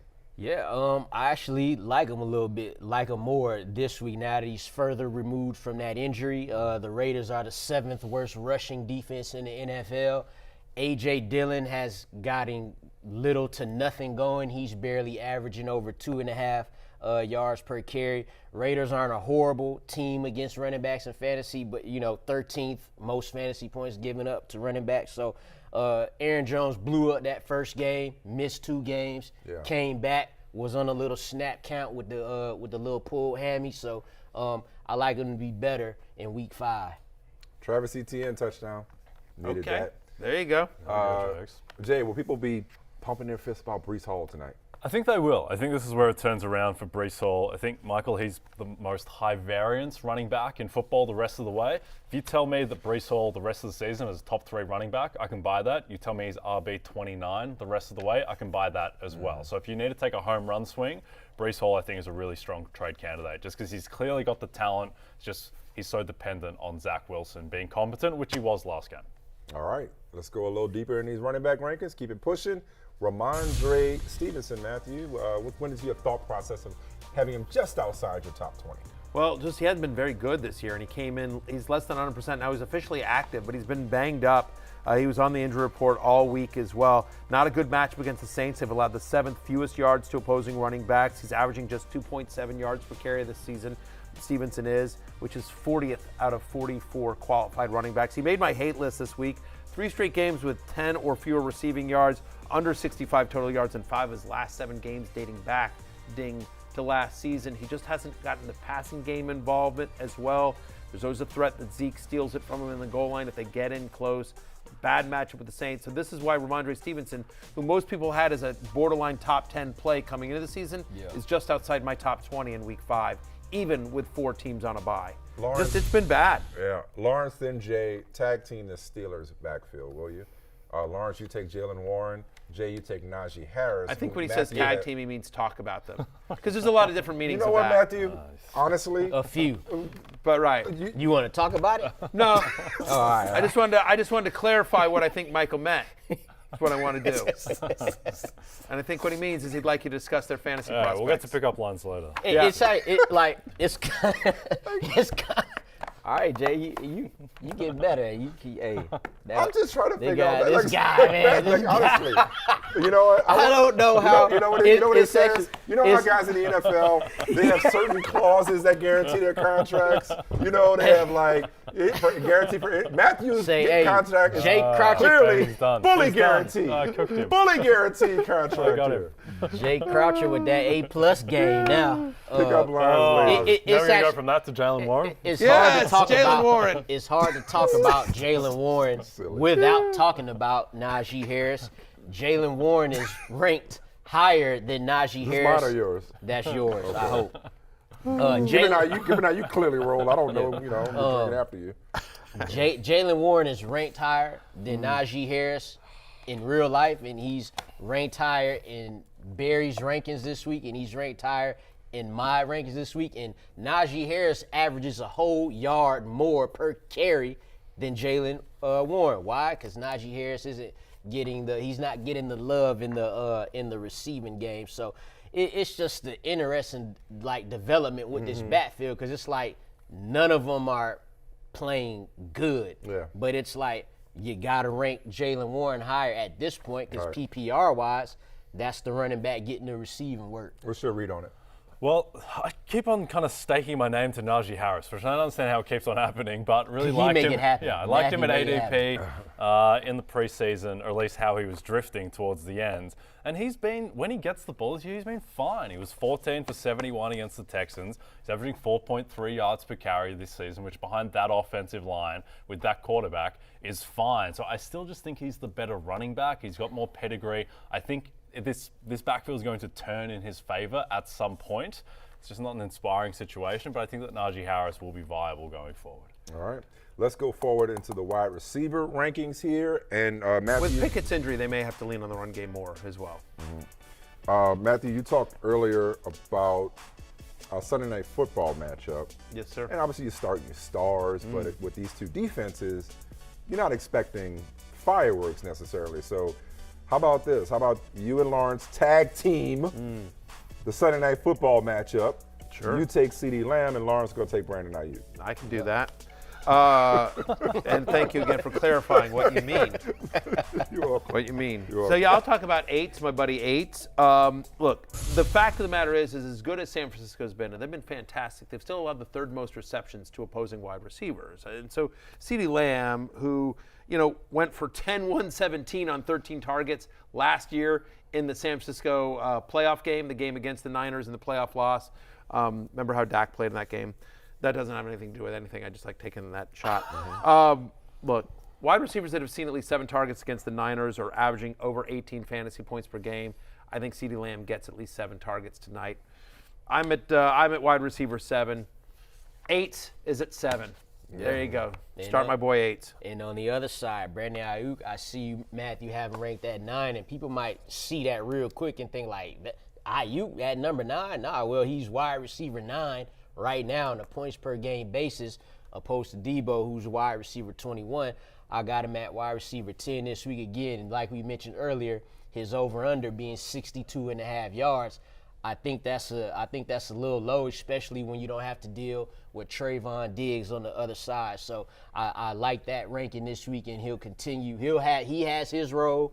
Debo has his role. And we don't even know if Debo's fully healthy. He was clearly a decoy last week as well. And so we expect a full workload for Debo Samuel, but we don't know. It could be another decoy kind of game there, Jay. Yeah, and the other thing too with Ayuk with his per game stats, like he got injured in the Rams game as well. That wasn't a full Ayuk game. When he's been in, he absolutely devoured Pittsburgh in week 1, and then he was awesome last week as well. So he could just be a top 5-6 wide receiver going forward. Yeah, I think if you look at the numbers from, like if you go back and if you look at my preseason 100 facts, I looked at this, and he was also my preseason love list. From the time that he came back last year, and once everyone was sort of fully healthy over the second half of the last year, Ayuk was the best wide receiver on the Niners, not Debo Samuel. He's the bigger name, and friend of the show, Debo Samuel. We love Debo, right? But like he doesn't love us anymore. Well, maybe not. I don't know. Really? Yeah, no, he loves us. We're saying Ayuk's the guy. Yeah. I still think that I think Debo is the top 5 most talented wide receiver in football. It's just they don't use him that way. He's had his games this year too, though. But we also that was with Ayuk out. Since that amazing season, the wide back thing went away, right? We don't see they don't need it because they got McCaffrey. And another thing too about Ayuk, like he had to have had the quietest 1,000 yards receiving last season. So it's like you could already see that brewing already. He's just not as loud of a player as Debo Samuel, because Debo Samuel just breaks tackles, looks like the strongest man on earth. Ayuk is just rock solid, and Purdy seems to have a better connection. I like that. Not as loud, but if you listen to Matthew Berry or if you listen to his teammates this offseason, they all predicted the emergence of Brandon and Ayuk. Ayuk. Moving on to Adam Thielen, Matthew. Oldie but goodie. Yeah, he is. Thank you for looking directly at me when you said the phrase oldie but goodie. The fact of the matter is like there's still value in old people. Thank you very much. Thank you for NBC Sports and believing in that. And thank you to Adam Thielen, doing that for all of our fantasy teams as well. He's had a 26% target share over the last 3 weeks, at least 7 receptions in every one of those games. 70% of Thielen's targets this year have come in the slot. Why do I bring that up? Because the Lions have allowed the 4th most yards to the slot this season as well. I think he's going to break down at some point. I don't think this is sustainable, but for this week it is. I also like the over on his receiving prop, which is pretty low on DraftKings. So anyway, Adam Thielen is a top 20 play for me this week. Hey, Lawrence, you and I are both big Anthony Richardson guys. you're a big Michael Pittman guy this week. Yeah, and I think they're gonna have to get him involved here. We've been talking about the whole show about the Titans' run defense. Last week, it was Pittman's first game without at least 11 targets and 8 receptions. They're gonna have to get back to that in this game. The Titans have given up the 9th most points in fantasy to receivers, and this is after they just shut down the Bengals. So the Bengals, they rusty right now. We've talked about that all show too. So the Titans being 9th worst is probably not as good as they actually are. So I like Pittman to get back on track this week. All right, here's one for you, Matthew. Okay. Starting Achane, but should he also start Mostert? Would have to bench Jacobs or Michael Pittman. I don't mind that at all. I mean, I'm starting Mostert in a league. I'm doing that in another league. I mean, I have both guys as top 20 plays as well. I would not bench Jacobs. I think Pittman is who you're benching. Again, I don't think you can screw this up, Joey, because I think all of them have really good games here. But especially, I mean, I get it. Pittman against Tennessee, just pass funnel defense. He gets so many targets. But with Jonathan Taylor back, could we see a change in that? Could we see a change in how they sort of how they run their offense? The other thing is, by the way, like, again, Tennessee, who've been bad against the pass so far this year, but they were great last week against the Bengals. Yeah. We all assumed it was just the ineptitude of the Bengals, but maybe Tennessee figured something out as well. They have talent on that defense. They do have talent on the defense. So to me, like, again, I don't think you could screw this up because I think all 4 have big games today. But yeah, I'll say Michael Pittman, bench him, and I would start Mostert and Achane together. All right, and Jay, I called a shot for Tank Dell, but Nico Collins certainly does not take a backseat to anybody in Houston. Yeah, and I'm not sure how many people could pick Nico Collins off the street if he walked by them. Still, might be less than 20% of NFL fans, but they should learn about him because he's been a top 7 wide receiver in fantasy so far. I think he's going to be a top 12, 14 guy going forward. His talent is real. CJ Stroud is real, and he should have another big day. All right. Romeo Doubs, Matthew. Christian Watson back, fully healthy, but Romeo Doubs still a favorite of Jordan Love. Back-to-back games with 12 or more targets. He's got a team-high 25.6% target share this season, including 5 end zone targets, which is tied for the 3rd most in the NFL. Raiders tied for the most touchdowns allowed to opposing wide receivers as well. We expect a lot of fireworks on Monday night between 2 passable offenses and 2 bad defenses. So, yeah, give me Romeo Doubs as a upside wide receiver 3. He comes in at 28 in my rankings. You see it right there on your screen. Lawrence is our resident Ravens reporter.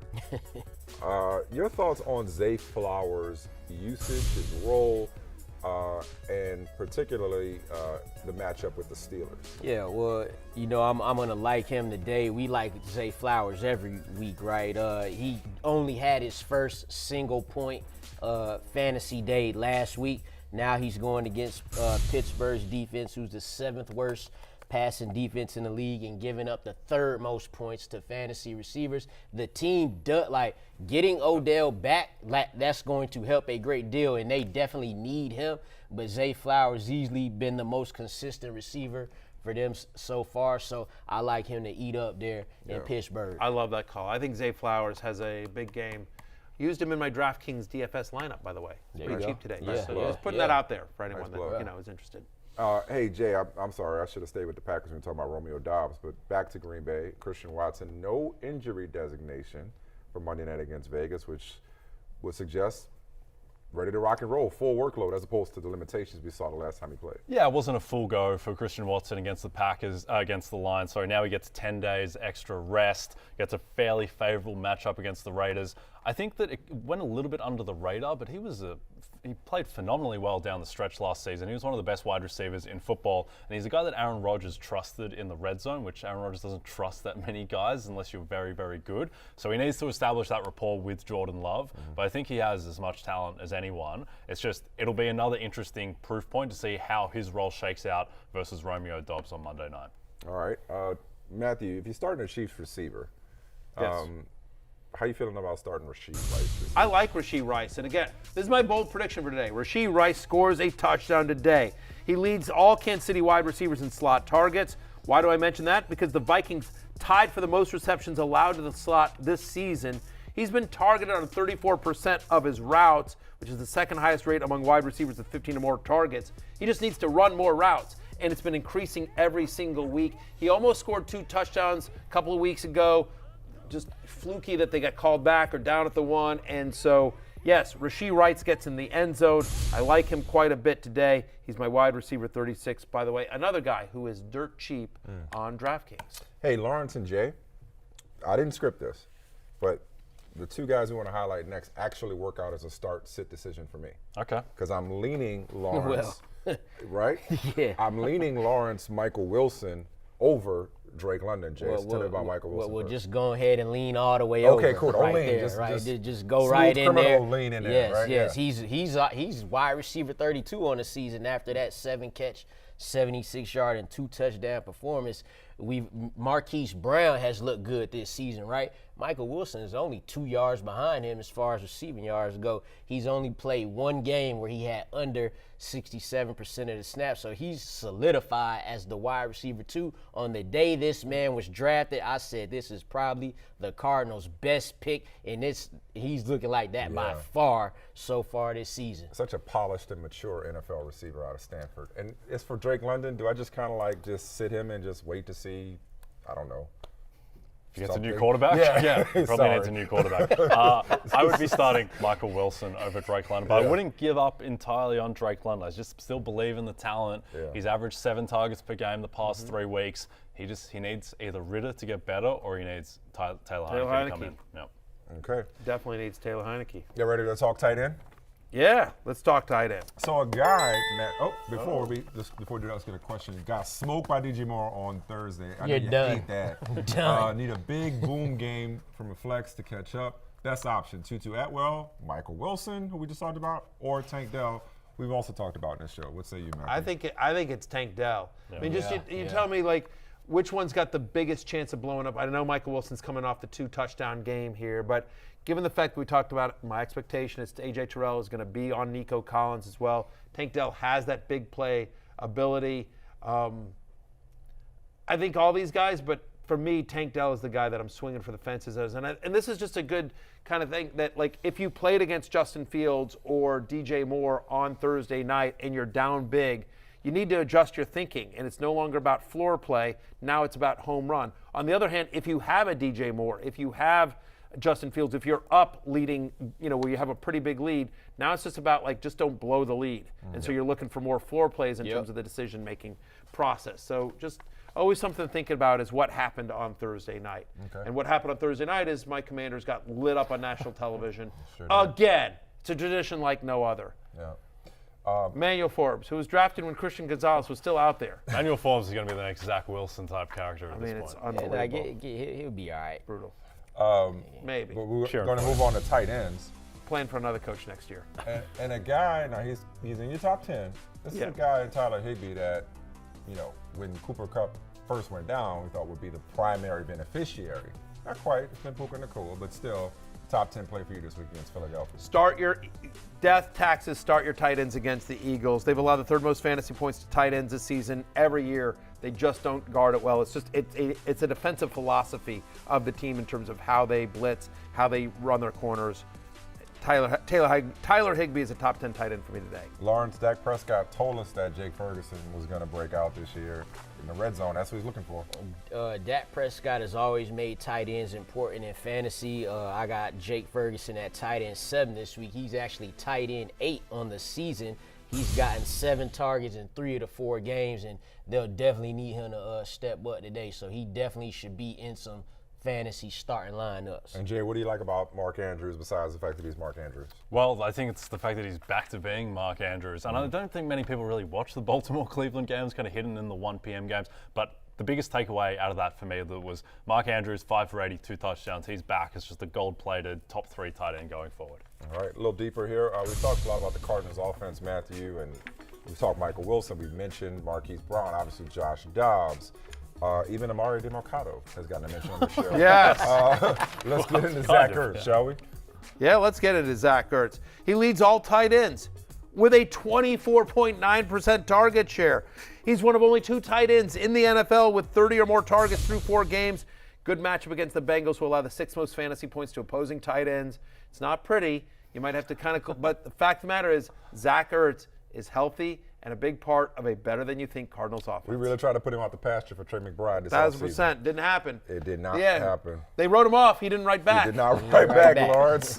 Kylan Granson in Indianapolis. Sneaky tight end play for you? Yeah, and you mentioned DFS earlier, Matthew. Yes, sir. I like this guy's that type of play here. Anthony Richardson used the tight ends a lot last week. 3 different tight ends caught a pass last week. 2 of them scored. None of them were Kylan Granson, but he tied with Pittman for the lead with 5 targets. Also, he's playing the most snaps, over 57% snaps this season. Just a long shot tight end play there. Earlier, there was something Lawrence said to the effect of, on TV, he's the biggest Desmond Ritter guy. Yeah. And in real life. Yeah, and in real life. Wondering how many people can say that on the same day they were on streaming on Peacock, on YouTube, and on network television. How many people can say that? I don't know. How many people have hit for the cycle or that trifecta there? I don't know. That's a good question. I know I'm one of them. I'm going to do it tonight. You're going to do that tonight. I'll do it tonight. You're going to do that tonight. Yeah. Because Sunday night, you better get your popcorn ready.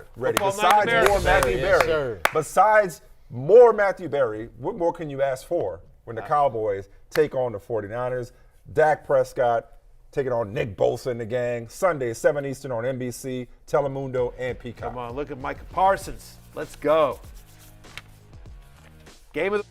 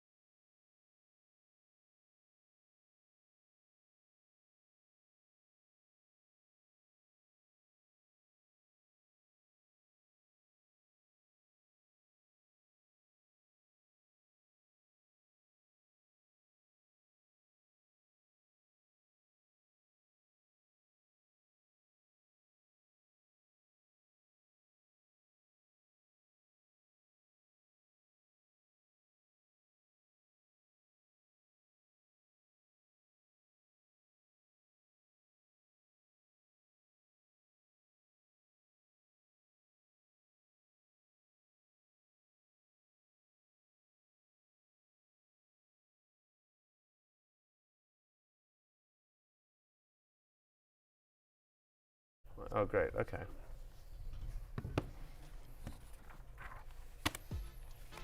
All right, Sunday night scaries. I'm sure you've heard of them. Crush that anxiety creeping in as the weekend comes to a close with the perfect remedy, Sunday Night Football. Check out NBCSports.com/ScaryGoodSNF to enter for a chance to win a trip for 2 to a Sunday Night Football game next season, and check out our watch party schedule. All right, guys. By the way, I was just going to say, we talk about how, hey, if you're down big going into a matchup, you want to swing for the fences. Mm-hmm. We talked about this. If you face DJ Moore or even Justin Fields on Thursday night, maybe even Sam Howell, also add Travis Etienne to that list because he just scampered for a touchdown, much to the excitement of Michael Smith. 132 yards and 2 touchdowns for Travis Etienne today. So just if you're facing Etienne, you might want to, as you're making some last-minute lineup decisions, look at your matchup. Is there anything better than Thursday night, I'm sorry, Matthew. Yeah, sorry to bring up old stuff. Stuff that didn't happen. Got it. But the feeling of having a Justin Fields or having a DJ Moore on a Sunday morning, having a Travis Etienne just to get your day and your week started off on a good note. I can still lose. Yeah. But at least for now, I got No, that there's rush, nothing better than that. Yeah. I mean, I wouldn't know. I wouldn't know. 25-13 Jags are over the Bills. By the way, good call, Jay Crouch, who said you thought the Jags would beat them outright. Yeah, you did call earlier that. this week. That was your well, even call. earlier you talked about hadn't happened yet, the but real it's time looking with the cover on losses the that live the line, too. Bills Thank you. were. Thank you, that Matthew. the Bills have, yeah. Thank you, Matthew. Really good call by Jay. You guys It's ready trending for that way. some beer goggles here? Yeah, let's do it. All right. This is how drunk we'd have to be to, yes. YouTube people that are new. yeah, they might be new. for people that are new to the show, right? We're in a bar. How drunk do just- you have to be to start the following players? Right, Scale exactly. of 1 to 5 beers. Right. Okay. Exactly. All right. Talking first about Chiefs Vikings, and I asked you about this guy in the break, Lawrence. How many beers should I? Let's bring it to me here. Like for once, let's make it about me. Yeah. How many beers should I need to consume in order to feel good about starting Jordan Addison? I think 3. Because it's a little bit inconsistent. I'll tell you this: I'm starting Jordan Addison against Lawrence in our matchup this week because I don't have Amon-Ra St. Brown. The positives here: he's had over 50 receiving yards in 3 or 4 games. And the 52.5 over/under is the highest on the slate, but 0 targets last week. Yeah. Chiefs actually pretty good against tight ends. Against wide receivers. They're top 10 in terms of fewest fantasy points allowed to opposing wide receivers. So he's definitely a really boom-bust kind of guy today. 3 beers. I'm a little nervous about him. He's my wide receiver 33, so outside my top 30. But again, I'm having to start him against Lawrence. Okay. Jay, Alexander Madison? Yeah, this is 0 beers here. He's just a locked-in RB2. The Stick to total water. there is 52.5. He'll have scoring opportunities against the Chiefs defense. Lawrence, you called a touchdown for Sky Moore, but any Chiefs wide receiver, how you got to feel? How many drinks you got to feel? Well, yeah, one of them going to score, but I still need 4 beers to start one of them. 5 Chiefs receivers saw targets in week 3, and the top 3 receivers from that game was Travis Kelce, Noah Gray, and Isaiah Pacheco. Hey now. If y'all didn't know, none of them is receivers for the Chiefs, so I need 4 beers to start one of them. Moving on to Ravens Steelers, Matthew, how many beers for Zay Flowers? 2 beers. He's had under 5 receptions in 2 of his past 3 games, but I like Lawrence's call here about Zay Flowers going off a little bit today. They allow the 5th most fantasy points to opposing wide receivers. He actually leads the team in target share. So 2 beers. He's my wide receiver 26. I feel better than normal in starting him, but still not out of the woods yet. Jay, Kenny Pickett's feeling better. How many beers you need to start George Pickens? Just 1 beer for George Pickens. He's clearly the guy in Pittsburgh since Deontay Johnson went down. The only reason it's not 0 beers, I just don't quite trust George Pickens. There's something about he can go missing sometimes, but you're starting him with confidence. And Lawrence Najee Harris. It's like the same every week for Najee. I need 3 beers because that's like the middling ground. He's still getting the rushing work. If he gets the touchdown, it pays off. If he doesn't, it does not. Still no work in the receiving game. All right, Houston, Atlanta, well, not Vegas. Houston, Atlanta, Vegas. Houston at Atlanta, Matthew. Did you get that reference? I do. Did you? Look, hey. Not the game, the reference. Right, yeah. Drake London, how many should I need? 4 beers. 4 beers. Okay. 4 beers. I want to be hammered. Yeah. I got to be hammered Yeah. to trust. That ain't that Desmond hammered. Yeah, I'm a lightweight. 3 or fewer receptions in 75% of his games this year. He's averaging under 9 fantasy points per game when he doesn't score a touchdown. He's averaging just 2.6 fantasy points per game in the season. So it's a little bit of how lucky do you feel? Do you think he gets into the end zone against the Texans, who've allowed only 1 touchdown to a wide receiver this entire year? My answer is no. I want 4 beers and probably a shot. Yeah. Right? Yeah. Jay. 4 beers, a shot. I probably grab one of those, grab one of the Jello things, one of the girls were walking around as well. I'll probably do one of those. Right. Jello. Yeah, like a, Jello, Jello shot? Jello shot, I guess. Yeah, exactly. Just drink responsibly. Yeah. That's all. Jay, Dameon Pierce. 1 beer for Dameon Pierce. I'll expand on the Dameon Pierce optimism in the next segment, Matthew. Oh, Foreshadowing. geez. Yeah. But 1 beer for Dameon Pierce, you're starting it. Okay. Our scale is only 1 to 5. So I'll ask it to you like this.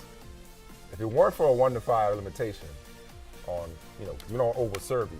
Yeah, How right. many beers would it actually take you to start Kyle Pitts? Well, see, it wouldn't even be beers first off, right? Something a lot harder. We're talking liquor here. We talking that type of stuff. Kyle Pitts, my boy Kyle Pitts is the 4th leading receiver on the Falcons alone. Hell, he's the 2nd leading tight end.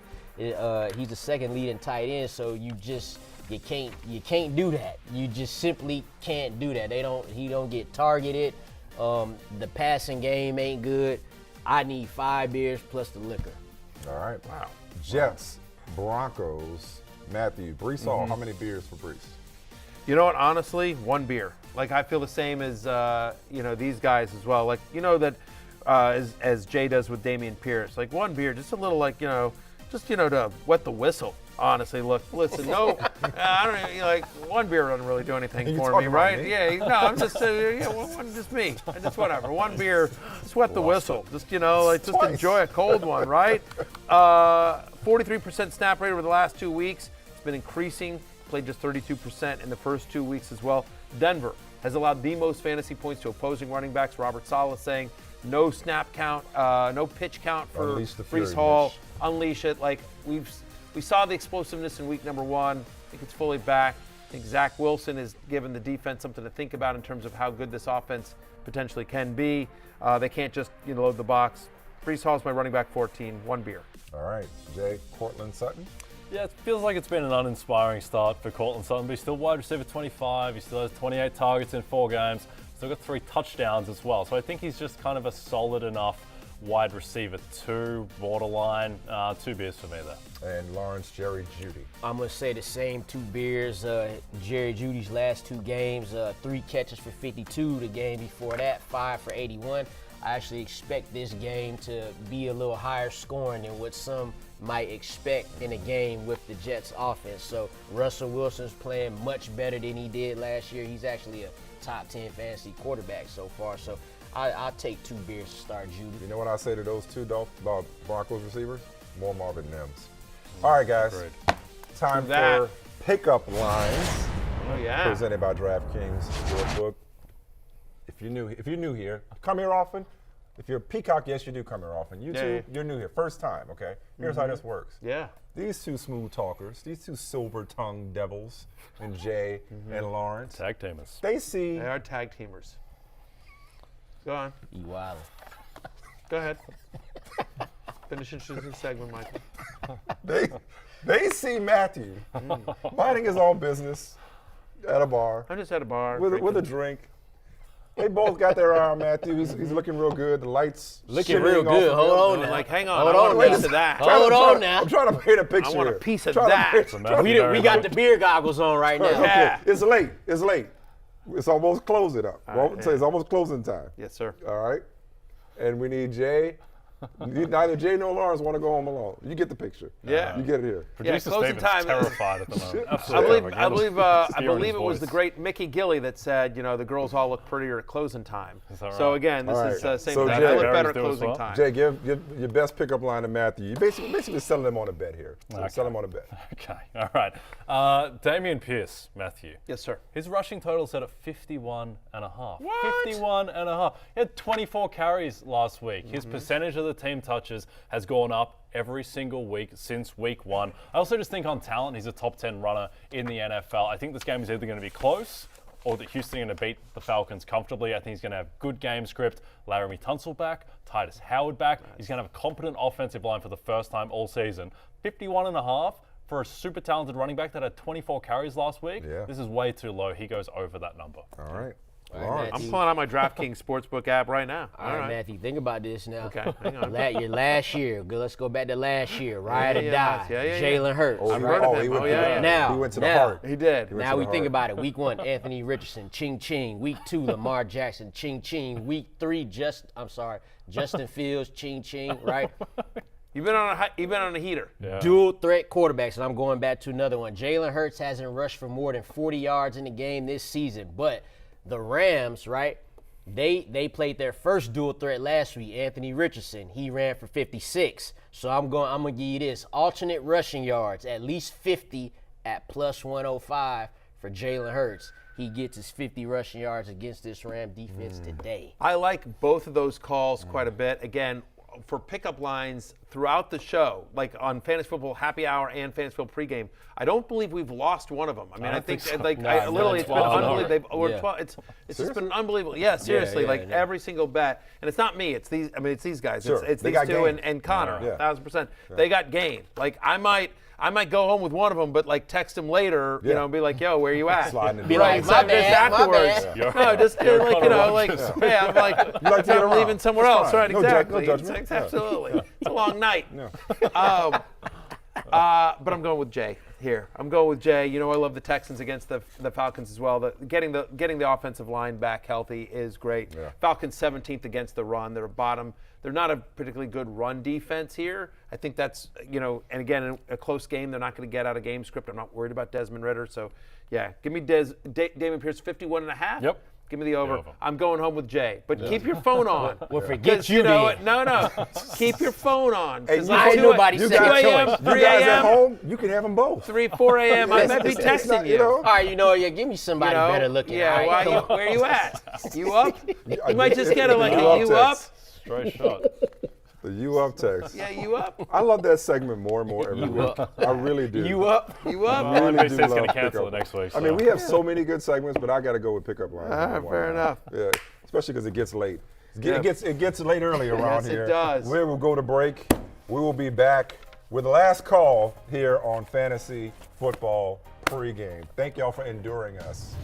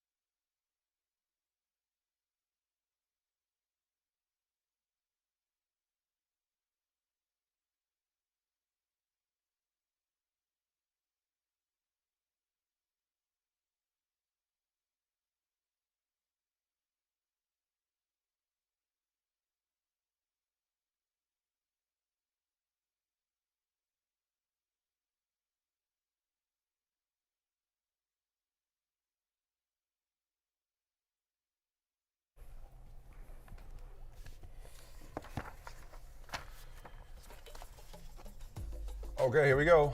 Lord willing, Lamar versus Live at Noon on the Cock and on YouTube today. Yes. Right. It's a close one so far. Yeah, I start out with Sam Howell. Nice. But come on, he got 18 points out of Curtis Samuel. Why are you starting Curtis I love Samuel? it because I did Come on. because Gangster. I was like, let me go ahead. My team were hurting. I got to be like, Khalil hey. Herbert didn't go down. I got Tank Dell and Jordan Addison in there because of Amon-Ra St. Brown. He's out. But I got Mostert and Montgomery. I got my boy Eight. I got Dameon Pierce, Hollywood Brown. I got Jalen Hurts as well. But he's got Lamar and Garrett Wilson. I think this is a Jerry Jeudy breakout game. Darren Waller, will he get anything out of Darren Waller? He's starting Braxton Berrios against me, man. See, Come there on. you go. Watch Braxton Berrios have 100 yards and 2 touchdowns. All right, well, hey, here are the bar trivia standings. You saw it right there. I'm in first. You are. Yeah, you are. And Lawrence and Jay close behind, the tied at 13, 11, I'm and a classy 1. winner. That's what everyone All right, says. let's see if they can make up some ground. Let's see. Tomorrow's trivia answers today. Yes. Starting with the C.J. Stroud throw and interception. Okay. No. Yes, this is how I come back. Yes. Okay, it'll be first of the season. Who had more receptions when we look back on Week 5, Adam Thielen or Sam Laporta? Adam Thielen. Give me Thielen. Thielen. Oh, all right. No, you meant Laporta, but I'm not in this game. Did Jonathan Taylor score a touchdown in his return, Matthew? Yes. Yes, sir. No. Okay. Who had more total yards when all is said and done and there's nothing more to say or do, Tyreek Hill or Devon Achane? Tyreek Hill. Tyreek. Okay. Did Chris Olave have 75 or more receiving yards? You mentioned something about his ankle. Yeah, they said he's moving around fine. Okay. You know, I retweeted it something from a beat reporter down there, but I'm going to say no on 75 or more receiving yards. Yeah, nah. Nope. Tough game. Who had more receiving yards, Mark Andrews or George Pickens? George Pickens. Give me Mark Andrews. Mark Andrews. Good call. Who had more receiving yards, Cooper Kupp or Puka Nacua? Question of the day that needs answering. Puka. All right, give me Cooper Kupp, baby. Puka. Okay. Yes. Who scored more fantasy points on this day, Joe Burrow or Josh Dobbs? Question we never thought we'd ask. You know you want to go with Dobbs. You want to go with Do Dobbs. want to go with Dobbs. Yeah. Burrow. Joe Burrow. Oh, so I already know Dobbs. Did Brees Hall score a touchdown? Yes. Yeah. No. Who had more passing yards, Patrick Mahomes or Kirk Cousins? Cousins. Kirk Cousins. Cousins. Wow. Who had more receiving yards, CeeDee Lamb or Brandon Ayuk on Sunday Night Football starring Matthew Berry? CeeDee Lamb.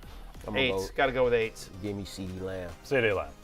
All right. There you go. I like some of y'all trying to close By the some way, ground here. Yeah. I like how I always have to go first, and then they You don't have can to. we You want me like to switch that up? you switch that up I'll next switch week. it up next week. I mean, listen, like I that. get it. I was I get it. I'm hoping in y'all first. both I get it. went I'm in Puka. first place, and these guys are chasing. So The comeback kid. yeah, we'll see.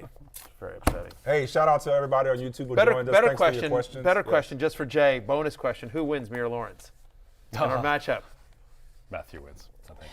Braxton Yeah, Berrios. yeah, Braxton yeah, Berrios yeah, is Braxton starting. Berrios, dude. He got 18 from Curtis Samuel. That's fine. I mean, He's getting 1.8 from Braxton Berrios. I can't wait to run this tape back when Braxton Berrios goes You on. know he's going about up. six. You know he's going up. Lawrence is his team's beat up. In fairness to Lawrence. Hey, shout out to everybody who joins us on YouTube. We do this every Sunday from 11 to 1 on Peacock. Appreciate our Peacock family for holding us down as always. sir. Enjoy week 5. Your Go get a season win. turns around today. You We'll ain't see you on gotta go Fantasy home. Bowl Happy Hour tomorrow.